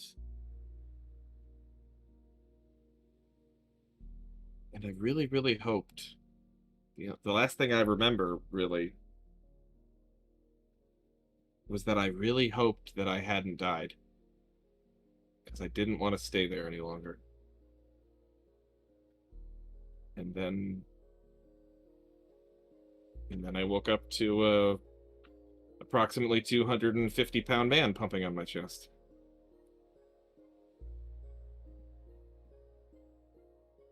But it's real. Whatever's in this book, it's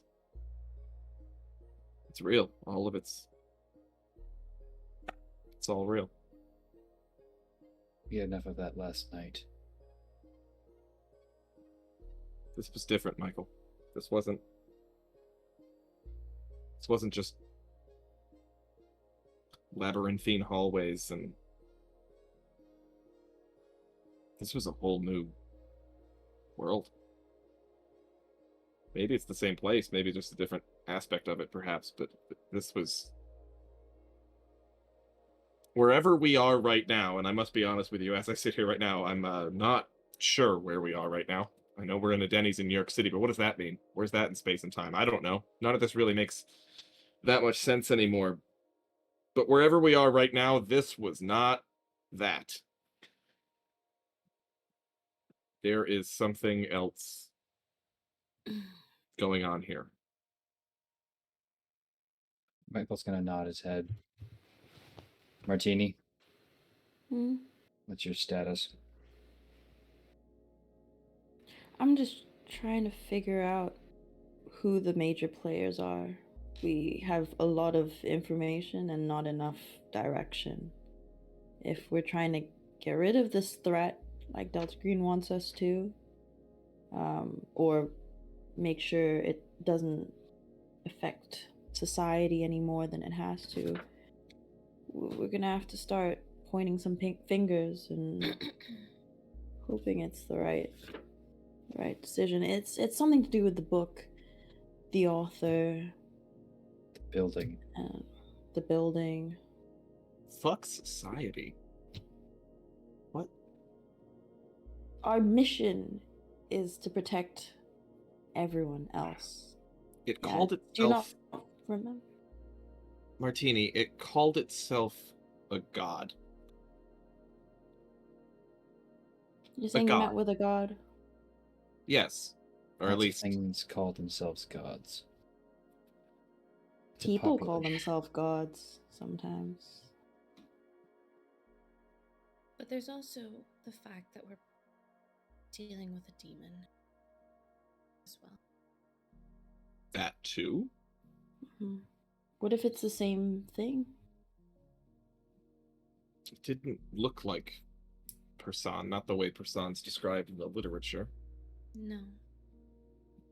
Rasan No, has a this very, thing- very specific look, a look that, and I like kind of look at Mythic as I say, we've seen.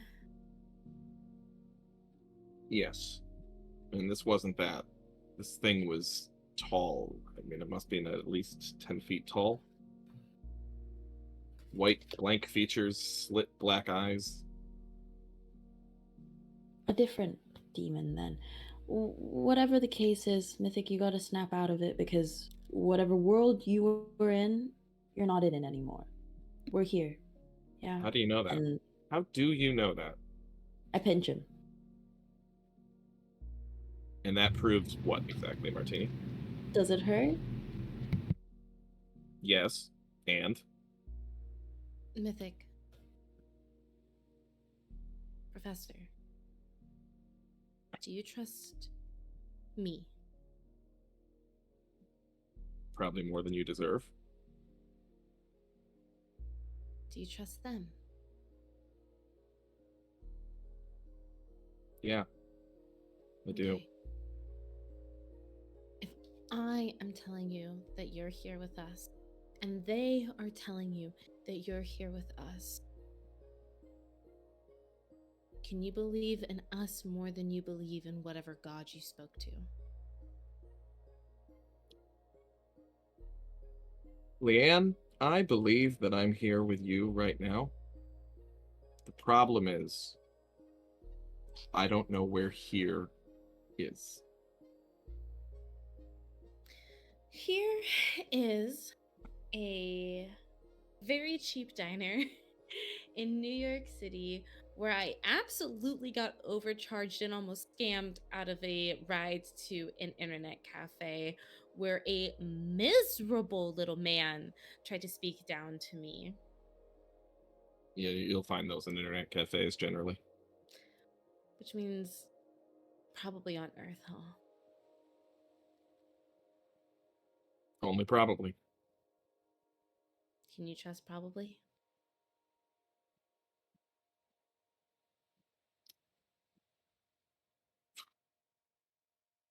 Do I have a choice? You have to center yourself to something, right? Yep. And right now, it's this pack of Campbells. Well, I guess you can light up a nasty another one. Just light up another nasty little camel and just be here with us for now, okay? Now that one I believe was actually real. I flick my hand up and then put it back down immediately. Okay, so Not to interject, but we do need to handle the building. That building, and he points at it at the cover on the cover. That one? Does look like it. Yes. Oh, he's gonna stop and look at his pager.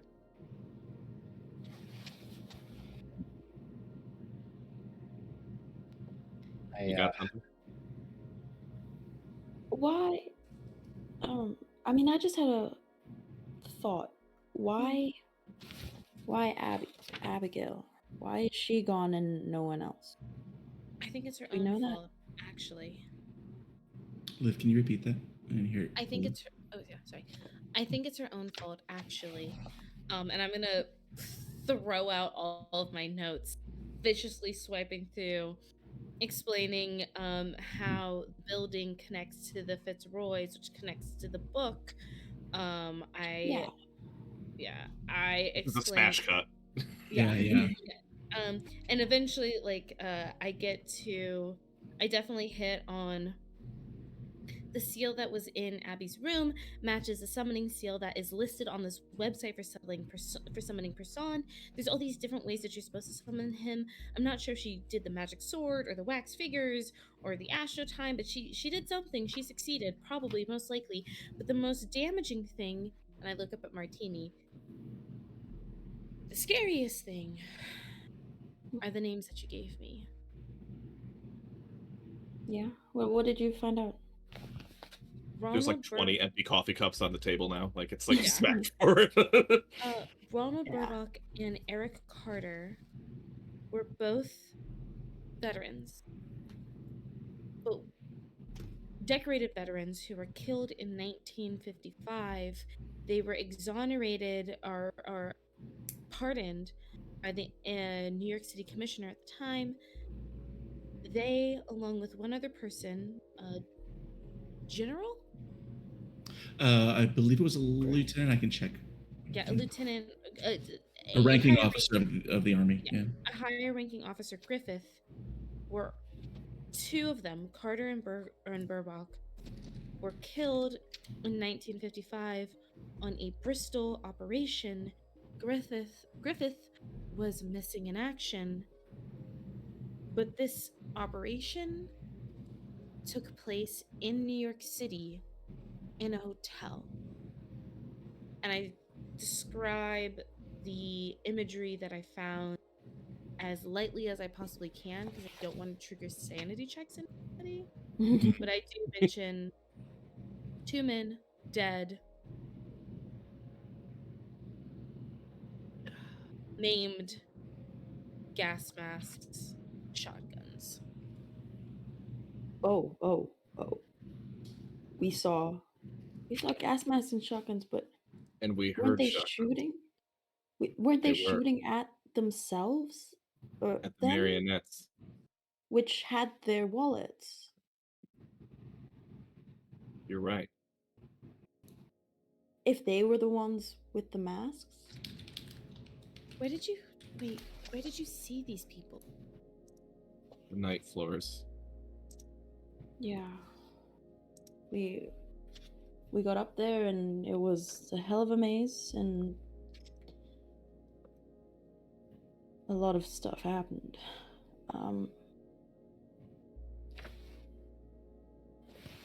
The night floors have to be, and this is just my theory, but it has to be some other. It has to be what comes after, right? We didn't die, but we still got up there. The residents said that Abigail was moving to the night floors. She was moving up there, right? Mm-hmm. Yeah. Assuming that this Abby, as mentioned in the book, is our Abigail, then wherever the night floors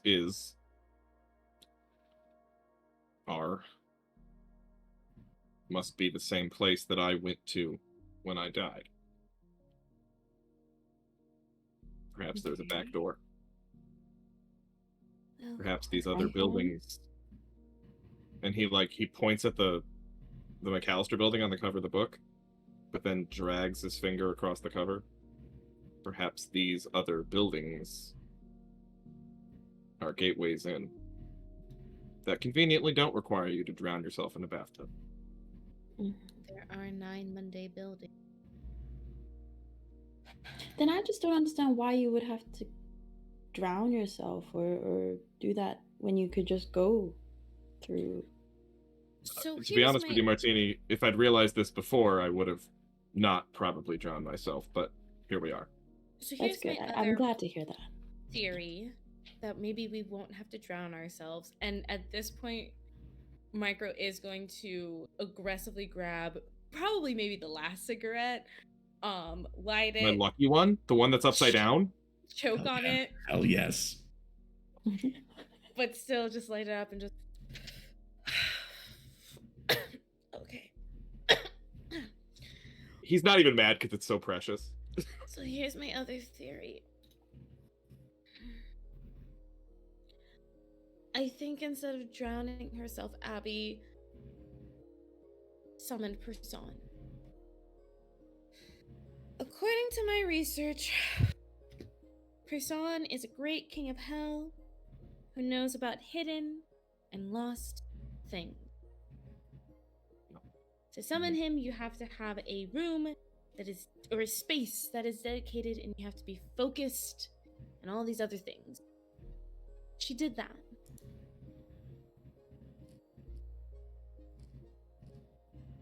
She downs her coffee, she takes another drag, she goes to bed. I think we don't should have to summon finish that. Person. Oh, that wasn't not what I was expecting. But Two interesting. things. Number one, Hmm. yes. Yes. Yes. This is what I've been saying. Yes. Of course. Yes. Absolutely. Looks at Michael. Oh, I'm not there. Okay. Oh, that's right. You got up Yeah. there. Oh, thank God he's not here. Gone. Yeah. Oh my god, yeah, that's true. Number two, her mother died. Mhm. Lost things. That letter from her father. The anniversary was coming up. Ah. Leanne over here, smartly intuned that her mother died. So she was trying to find her. And- Perhaps so. Or find a way to get back to her, which is the 9th floor, which is death. And so the camera pulls away, and we see Michael. Is Michael on a payphone, or is he using his burner? He's gonna use his burner again. Okay. Michael, Status. not great. Elaborate. One member is potentially compromised. Just Concerned. one? Working on the others. Trying to figure out if we can close this loop. This happened to be the one that ended up in St. Vincent's Hospital in the psych ward, and who, as of my records, told at least, there's a pause, 4 staff members and 2 patients about a group known as Delta Green.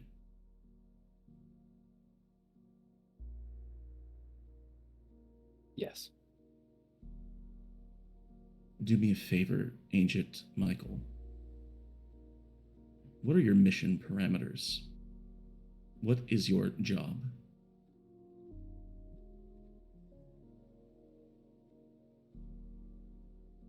I can make it happen. What is the job of your team? What did I send you there to do? Investigate, close the loop, prevent the spread. Do you feel like the case is moving in that direction? It's deeper than we thought. I'm going to try and move things to a more efficient ending here. Green box. I will help you in that regard. I need you to eliminate this vector point. You need to stop this before it spreads out of this building and outside your team, and you know what that means.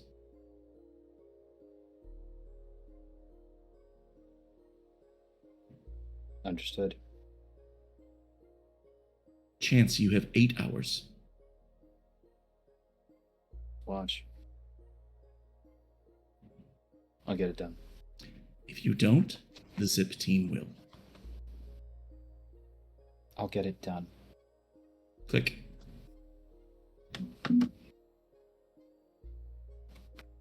You take a nice, long, deep breath of air.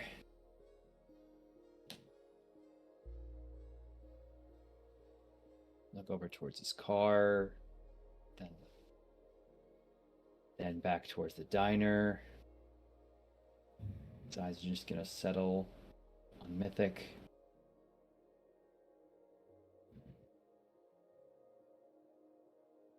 Just gonna kind of take a moment, close his eyes, look up to himself. Quiet moment of contemplation, I imagine, as some people move around him. And I'll go right back in. Can I add something there? Absolutely. Michael is taking a moment to center himself. Yeah? Yes. He reaches into his pocket, looking for his rosary. Mhm. And it's there. And next to it is a rolled up scrap of linen paper. And you don't need to pull it out. You have no recollection of putting this into your pocket. But you know it's that seal, that depiction of Person's seal, which vanished from Mythic's possession yesterday. And there in your pocket is that dual pairing of your rosary and the sign of Person in gold ink.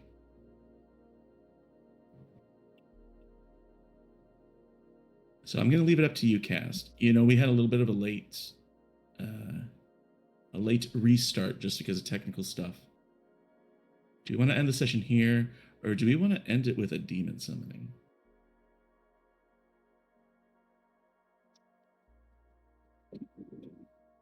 It's a non-choice, isn't it? Which choice? I'm still shook. Oh my god, we're dead, we're alive, but we're dead. Like Dead men walking. I am in danger. he's gonna kill us. Yep. It wasn't me that's gonna kill you guys. I think you're actually the sweetest of us all. Yeah. That's saying something. She's got Y'all you trying to fooled. summon a demon? I mean, yes. How Michael's gonna take that, I don't know. Michael But wasn't around when I posted, babe. that's true, but that might mean that we might all have to skedaddle out of here before his ass gets back. The last Michael, no. Where'd it go?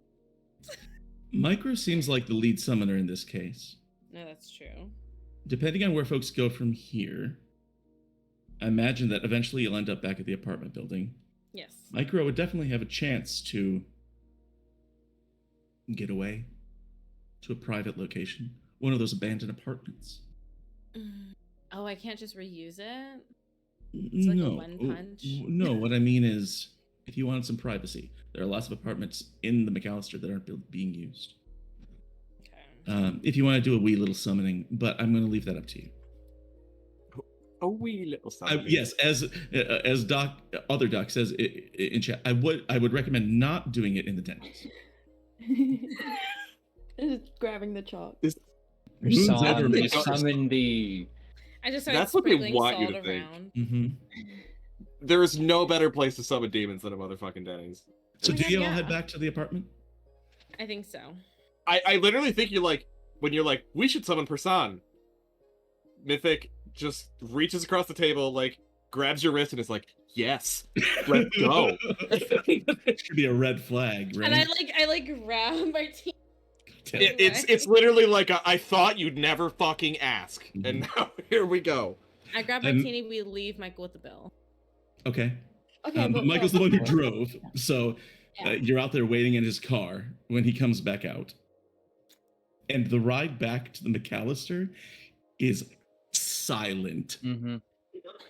Like, This is It is just literally four the of only you. time Mythic has never talked for this long. You arrive. You all get out. It is like midday. It's noon, and there's no sign of anybody moving in or out of the building. You don't see any of the tenants. Um, what do you do? We should be fine during the day. As soon as the sun sets, it'll get weird. Right. Just as Michael Mom. says that, like you're standing in the hallway of the first floor of the building, and just as Michael says that, you hear this sound above you, like a four-legged animal running down the length of the hallway, with like its paws just bump. There was a dog. There is a dog here. All of you hear it. I stepped in shit and I hear it. There's a dog. And there's a fourth floor. Yep. Sometimes. There's a lot. We know a lot right now, right? There's just a bit too much that we don't know as well. And I don't think the dog has anything to do with it. I'm sorry, Mythic. But you So we go finished. ahead. So we finished No. cataloging the room. Yeah. Use your job. Finish catalog. You all can get started on. Yeah. I'm gonna call the handler because I want to ask about the Delta Green agents and Bristol. Okay. Yeah. Agent Marcus. Let's start there. Mm. You have Agent Marcus's number. He provided it to you. He was the one who gave you the case. He's that dude with the too big suit, was really nervous, sweaty. Mhm. He answers the phone. Hello? Yeah. So a little update. Yeah. We won't tell you more than you need to know, but can you please tell me about the case named Bristol, 1955? That's a Delta Green up. Yeah. Should be. I mean, I can. I'll have to. I don't know. It's going to take a lot of strings being pulled. I've got to. Okay. While you're How doing that, important is it? Like, how crucial is this to the mission? one of the backbones, we found 2 wallets containing identities of Delta Green agents. In the apartment building? No, wait. No, No. don't answer. Don't answer the question. Don't answer the question. I don't want to know. Let me see what I can do. And just to mechanicize that, Cass, will you make me a persuade check? Yes. Or yes, I bureaucracy, will. whichever you'd like. My first roll. Yeah, I know. It's been a real light evening. Okay. Okay, the sheet is warming up.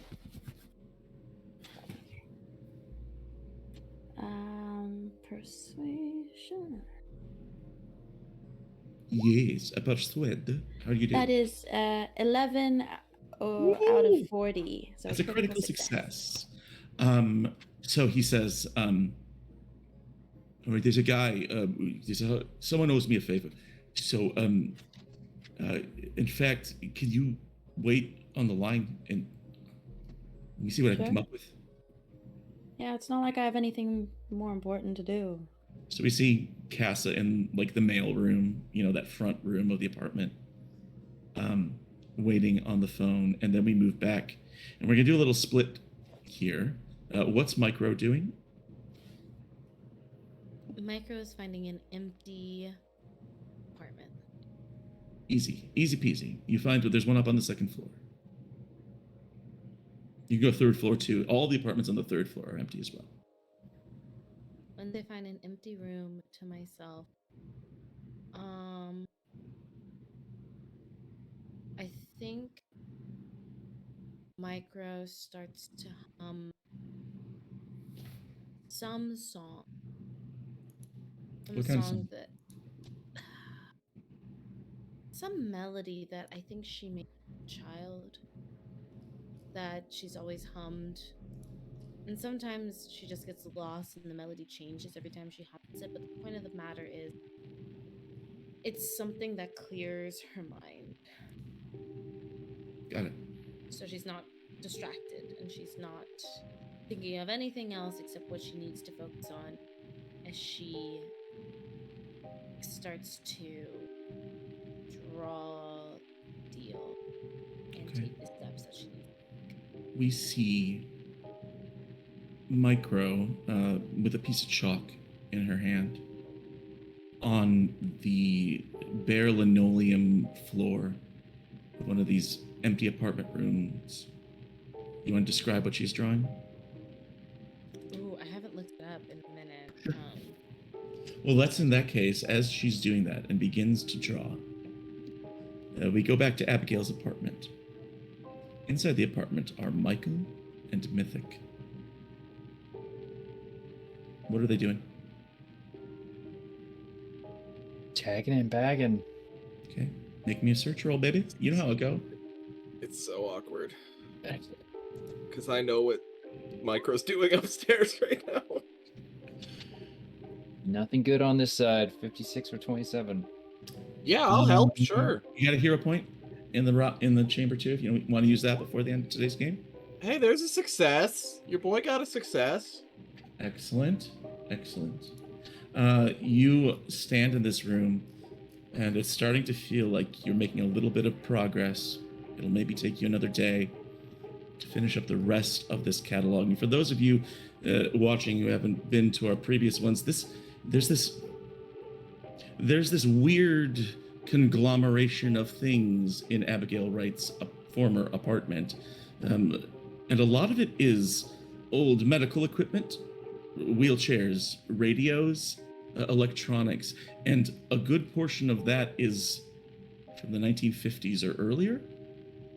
As you're starting to piece this together, in fact, it would be strange to find something in such good condition that has lasted this long. You look around, Mythic, you're looking up and down. Are you looking for something? Let me think. A lot of what's left is pieces of paper that have been crumbled up and stuck into the cracks of the wall. Like wadded into like small shapes and just sort of like put places. And you see a few of them, you grab one and you pull it out. And it looks like it's on butcher paper. Like it's kind of got that thin, almost waxy texture to it. And as you sort of unfold this crumpled butcher block paper, you see something that is apparently a floor plan. And I'm going to put it onto your murder board, right? Love the murder board. Love the murder board, but I'll explain it to you. You can look it over, but oh, there it is. It's a token now. But we'll go into detail on it in just a second. We go back up to Micro. And as Mythic pours over one drawing, what is Micro doing? Micro is drawing first very thick, circular, like a circle with a very thick line, and then a circle with a thinner line. And after which she draws at the north point a P, the south point an S, northwest N, southwest O, northeast V, southeast R, and then another thinly lined circle. At the center is, it's almost like a head. It's like a very long oval, almost ears and like a collar. At the center is like a Templar's cross, and then it leads out into almost like like a dress-up doll with its arms spread out wide.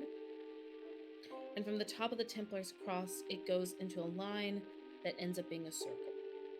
Do you look to include any of the other accessories that have been recommended for this process, like a garland, a sword, a staff, special clothes, even in some sort of like interpretive way?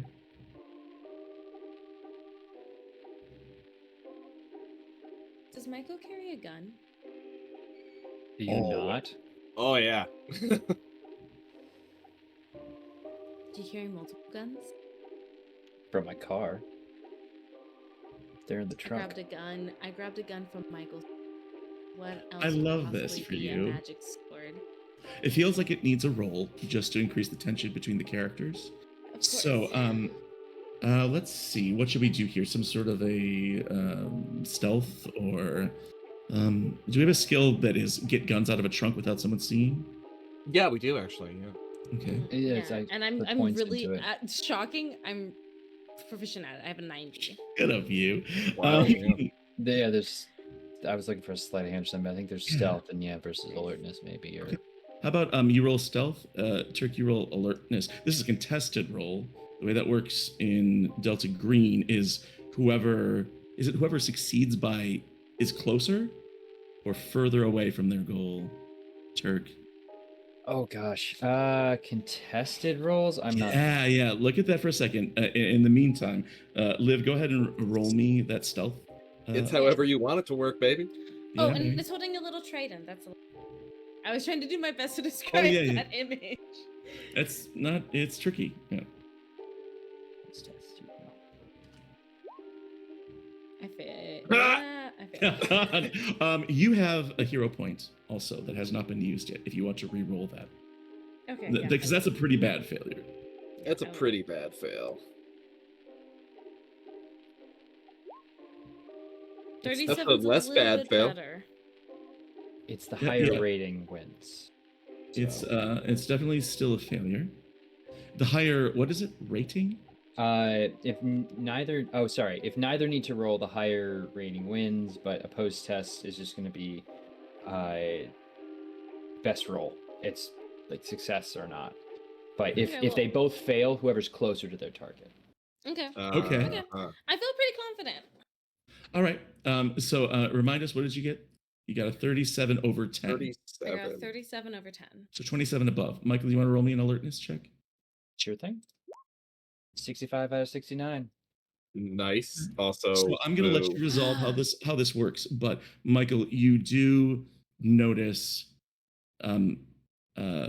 Micro Go for going your back around to the gun. trunk, Shuffling making around some my excuse, take a gun. pulling out a PPK, and just sort of tucking it into her waist and pulling her shirt over it. I feel like the scene is Michael like closes it real casually, and Michael's just standing right next to you.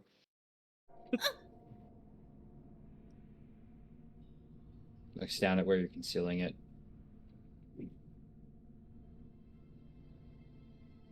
You don't have a holster.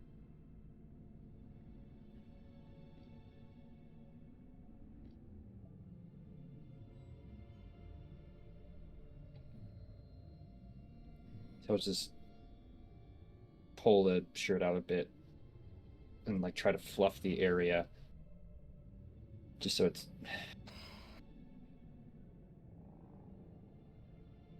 there's no one in here in this building really anyway. Just get inside fast. Okay. And so we jump forward again. You've got that summoning circle on the floor. Mm-hmm.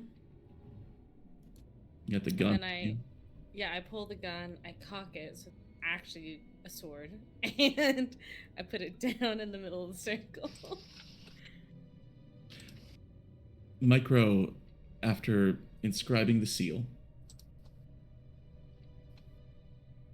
starts to draw what you have learned to be a Solomonic triangle.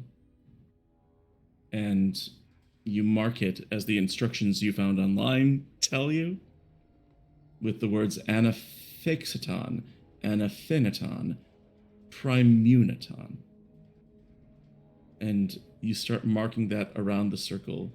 And then you know that there's a script you have to start reading, followed by the 72 names.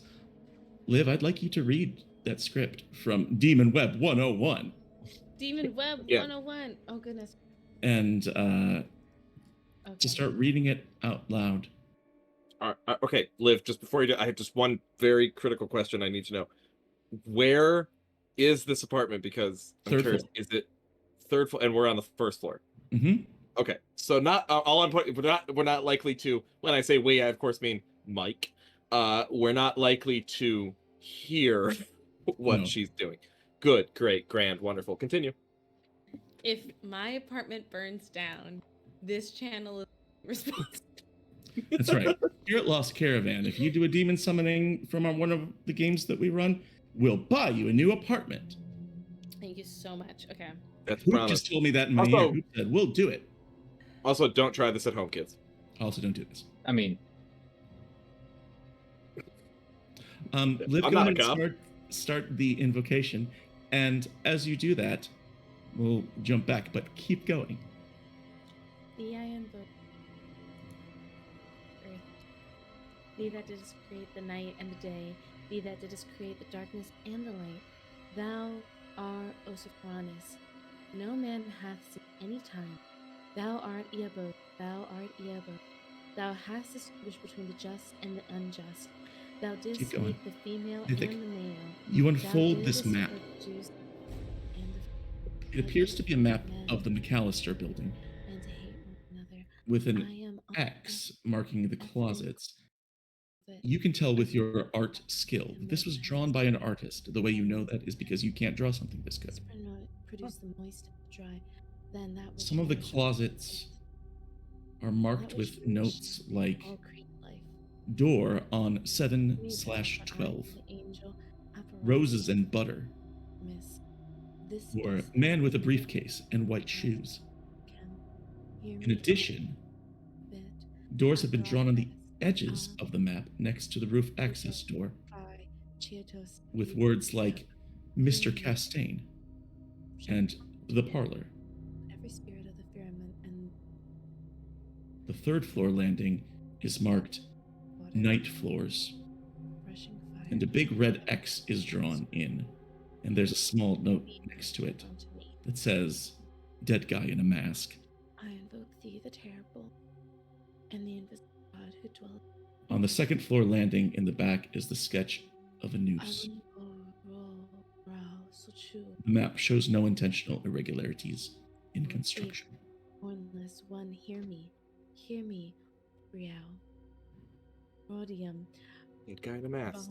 Mouth, Asolmanai, Athwano Eve, the first, Leth, Abrasak. Micro, let's jump forward a little bit. You get to the Yes. end. I was ready to go. I know you were, and I appreciate it, and that's why I love you. But you get to this end where you say, "Come thou forth and follow me. Make all spirits subject unto me, so that every spirit of the firmament, etc., etc., etc." Such are the words, and then you start reading the names of these demons aloud. Yeah. And yes, Oh, yes. I don't know. And you start reading these names. Mythic, what do you do with this map you got? Do I know where she went? You know she went upstairs. she's on somewhere. she's on the 7th floor, right? Did they say 7th floor? Well, we know she's in the same apartment as the Globe salesman. She said she just was going upstairs or something like that. Without knowing where she is, I'm trying to think. There's no way to know on this map if she's in somewhere that might be labeled concern. What's Mythic thinking? What's on his mind? There are things on this map that things like symbols of nooses and dead guy in a mask and stuff that are concerning. And I don't know where she just ran off to summon a demon. Also, she's summoning a demon. And as Mythic ponders that and looks at this map, you go back. Micro is still reading through this list of names. Micro, the phone rings in this apartment. I'm focused. Okay. Keep on reading the names. Yeah. The door to the apartment, you can hear, you're in an inner room. The door opens and then slams closed. The front door. You hear footsteps coming toward the room that you're in, and you hear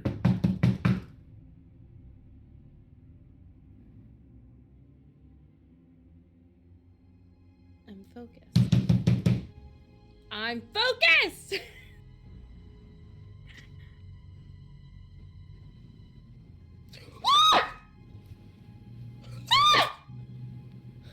Keep going. Keep reading the names.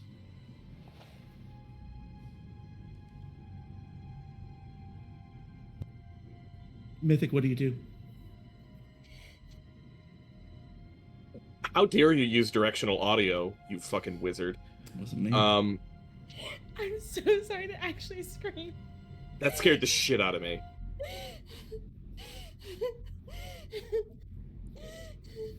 He's in the middle of cataloging, and I think Michael sees him just like suddenly stop and look up, and then just storm out of the room. Start heading up the stairs. Yeah, and he's saying, Leanne? Leanne? Martini, you see him leave the room, start heading up the stairs. But just as you're about to sort of maybe say something or check in, Marcus comes back on the phone. No. Oh. He goes, what, Operation Bristol. Yeah. Yeah.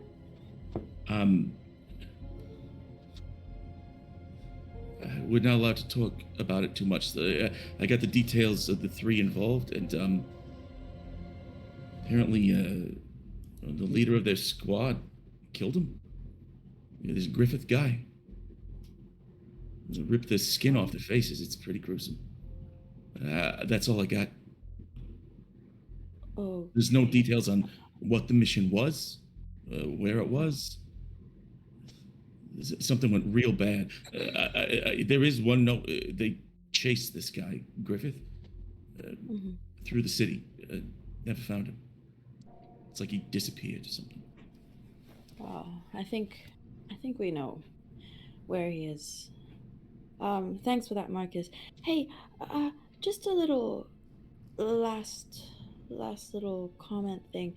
If your friends hypothetically wanted to, call up a really toxic guy, toxic ex, and we were all just joking around saying, yeah, sure, let's do that.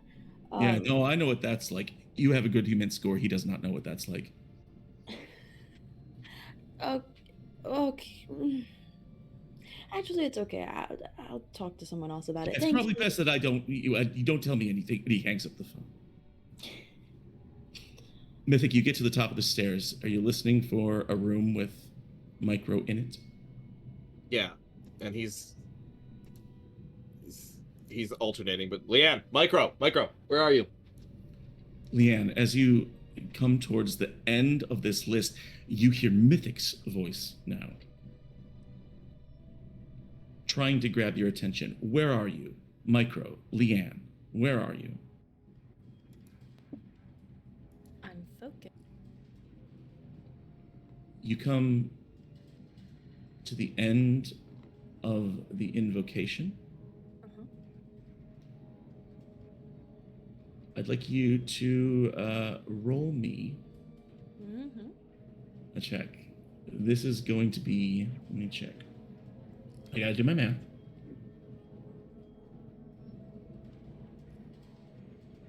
Also, y'all, I'm so sorry for screaming.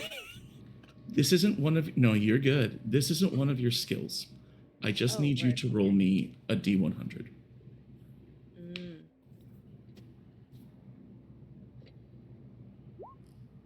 I got an 83.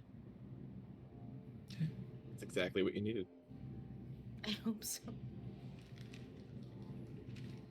And the last name leaves your lips and is met with silence.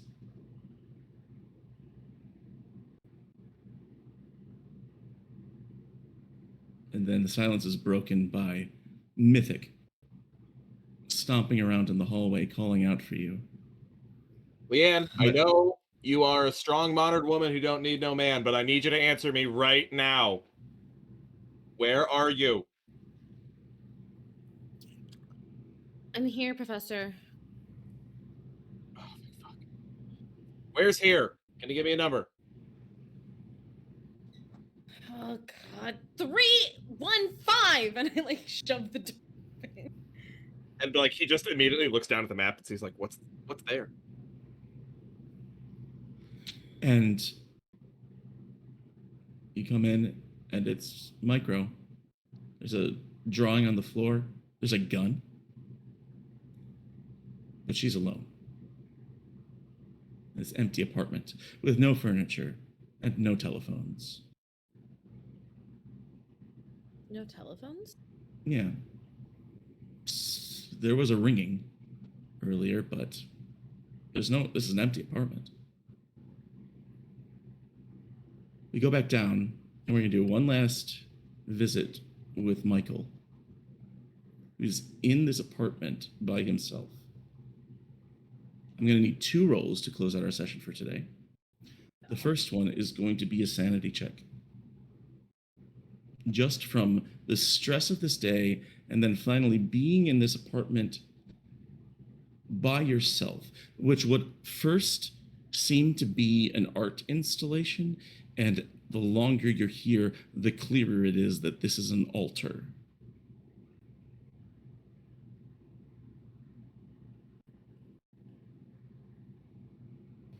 Could I also say that after my call, Yeah. I would to the room, to the apartment. Okay. I don't know if him not being alone Mhm. in any way. Assuming the 27 out of 55 is success, is assuming the sanity rolls for me anyway. Hold fast, and you don't lose any sanity. But just as you do that, the door opens behind you, and Martini is standing there. But as she enters and closes the door, you see a figure move past in the hallway with a briefcase and white shoes. And that's where we'll end the session. What is the second roll? Yeah, it's so good to play this game. Thanks everyone in chat for being with us. And do we have to put on happier music? Let's put on happier music. I was going to lounge music, which isn't like happy music, but it's the happiest thing I have. Is the smoking lounge music. Not smoking lounge, which is still upsetting. In a way. Everybody in chat, thanks for hanging. It was really great to have folks around tonight and to be back all together. We have this plan. I'm going to just put cards on the table here. Is we have 2 more sessions. We have one 2 weeks from today, and we have one the last Thursday of June. Those are going to be our last 2 sessions of this chapter of Impossible Landscapes. And so things are going to heat up and come to some sort of conclusion thing. We don't know. But we hope that you will join us for those as well. So 2 weeks from tonight, and then 4 weeks from tonight for the finale. Things are getting intense, and I cannot say this enough. This cast is just so rewarding, and it's so much fun to play out this just bizarre story, and to have such a talented group of role players here to do it. So we're going to go around, and we are going to check in with everyone. And who are you? Where is where? What is reality? Questions like that. But we always like to give little stars out. I like to give stars out to my cast, just to let them know how much I appreciate them. We'll go in reverse order from the way that we did the introduction. So I believe, Liv, we're starting with you.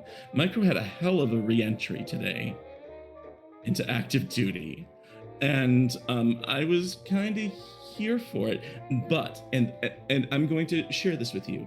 Is my star for you today is that connection with the book cover and the 9 buildings matching the number that Asa Darabandi built in New York City. And the reason is because nowhere in the text of this adventure does it specify that that's a thing.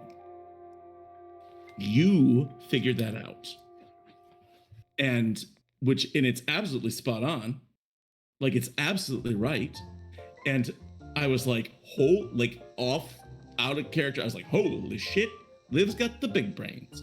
And like That was incredible, and that was just one of my favorite moments. So thank you for that. Liv, what's going on with you? Hey everybody, it's your little. My name is Liv. We're at Liv today. When I'm not screaming my fucking lungs out, I'm so sorry. That was so genuine. I didn't do that spatial knocking. No, I know. It was Turk. It was. What do you mean it was me? I was going to apologize on But my it was turn. so good. Because you had like a tiny little smile a second. Oh, I was dying. I was doing a... I want to go back and watch that VOD because I definitely did like one of these. No. It started with me. It also doesn't help because like I'm famously jumpy. There's actually some like they've probably been buried, but there is some like locally viral clips of me when I was a teenager working in a very, very, very haunted pet store. And there was like clips of me caught on camera of both my coworkers scaring me and then just like weird shit happening. But that's a different story. That's a whole different show. Anyway, hi, I'm Liv, your local scream queen. You can follow me on Twitter at liveinaday. I don't do much posting, but I do quite a bit of streaming. You can catch me nowadays over on Total Party Chill, Under the Table. We are playing Wonder Quest, and you can catch me at least twice a month over on Time Lord's Wife doing playing D&D. I am playing a Dragon Riders campaign where I'm playing a barbarian. Keyword barb, as in Barbie. That's all you get about that character. Sweet. Thank you, Liv. Appreciate you. Yes, thank you. I had so much fun. I can't. Yeah, I just love having you here.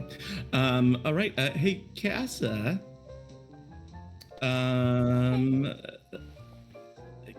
My martini always is my dark horse, by which I mean like she just does something and I'm like, holy crap, that was amazing. This time it was the fact that you knew what Denny's are and that you made that pull of Denny's and everyone was like, yeah, let's go. It was great. There was another moment. I think we learned something about Americans from that. The fact that we got so excited about her mentioning a Denny's.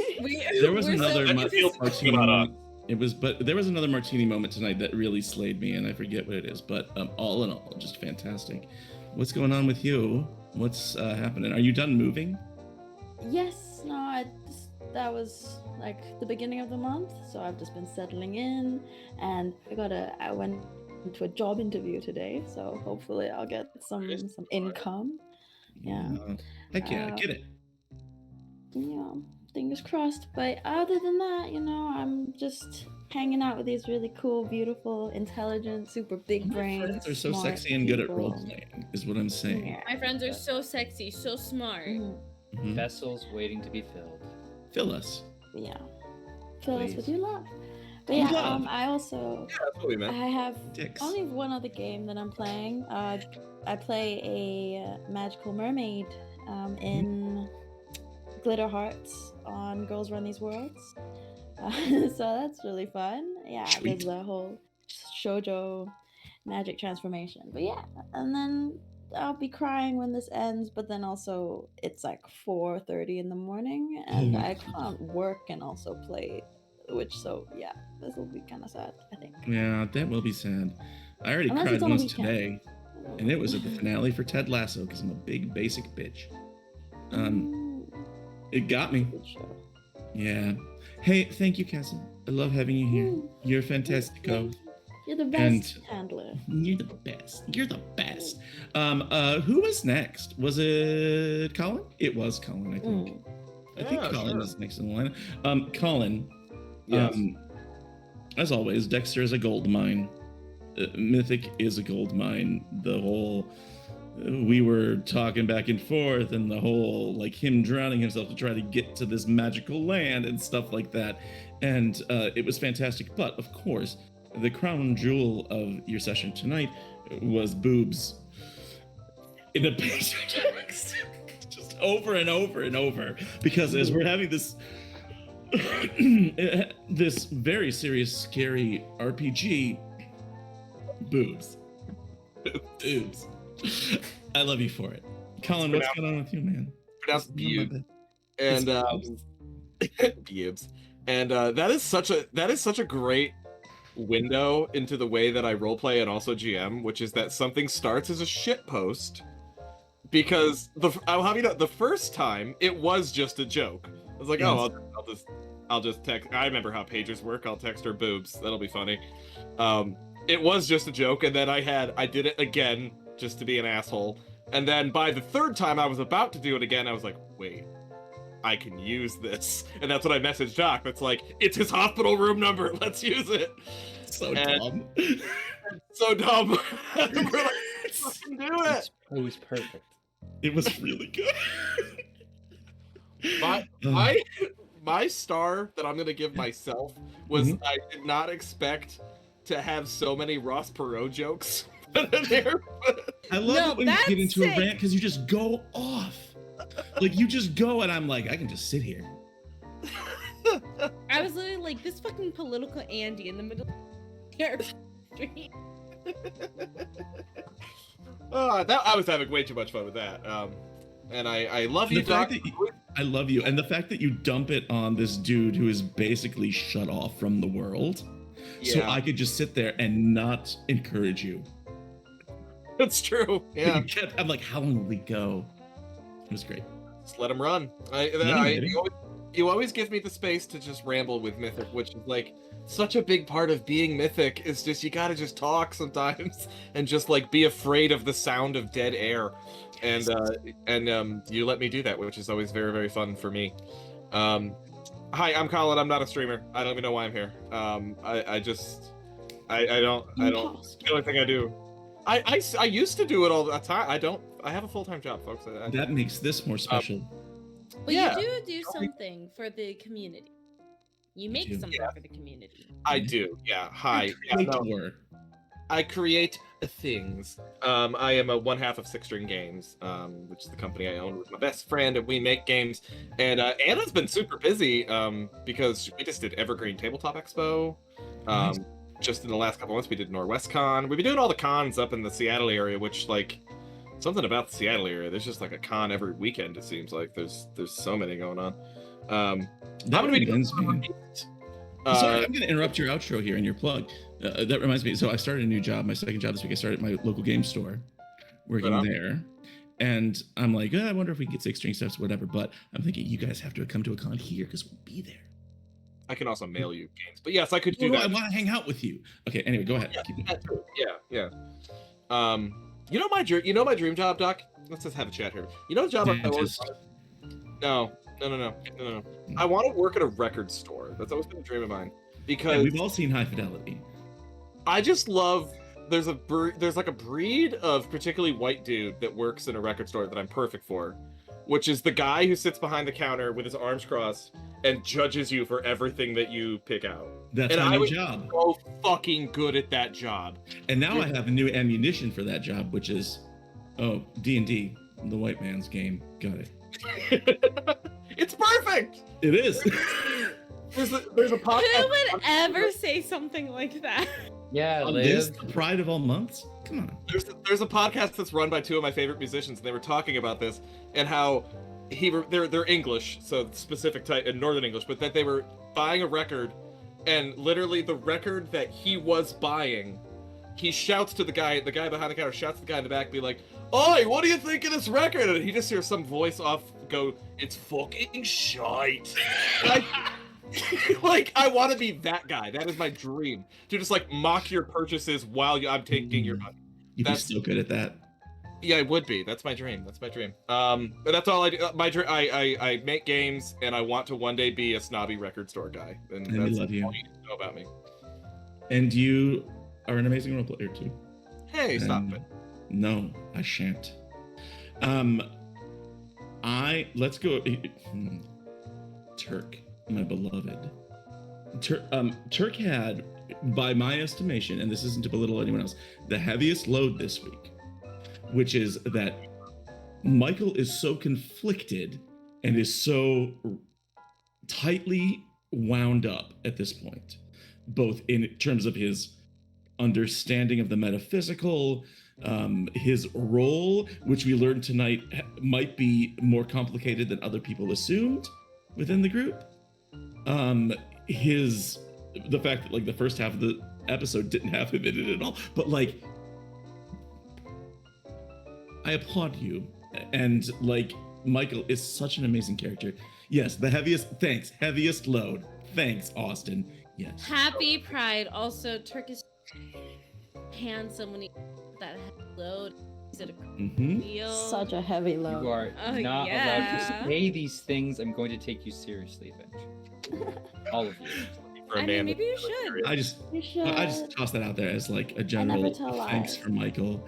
But I think if I were to narrow it down to one instance, it would be when you show up at the hospital and Mythic is just going and going and going, and Michael is just stone faced because your stone face is so good. Like he's in the hospital. God.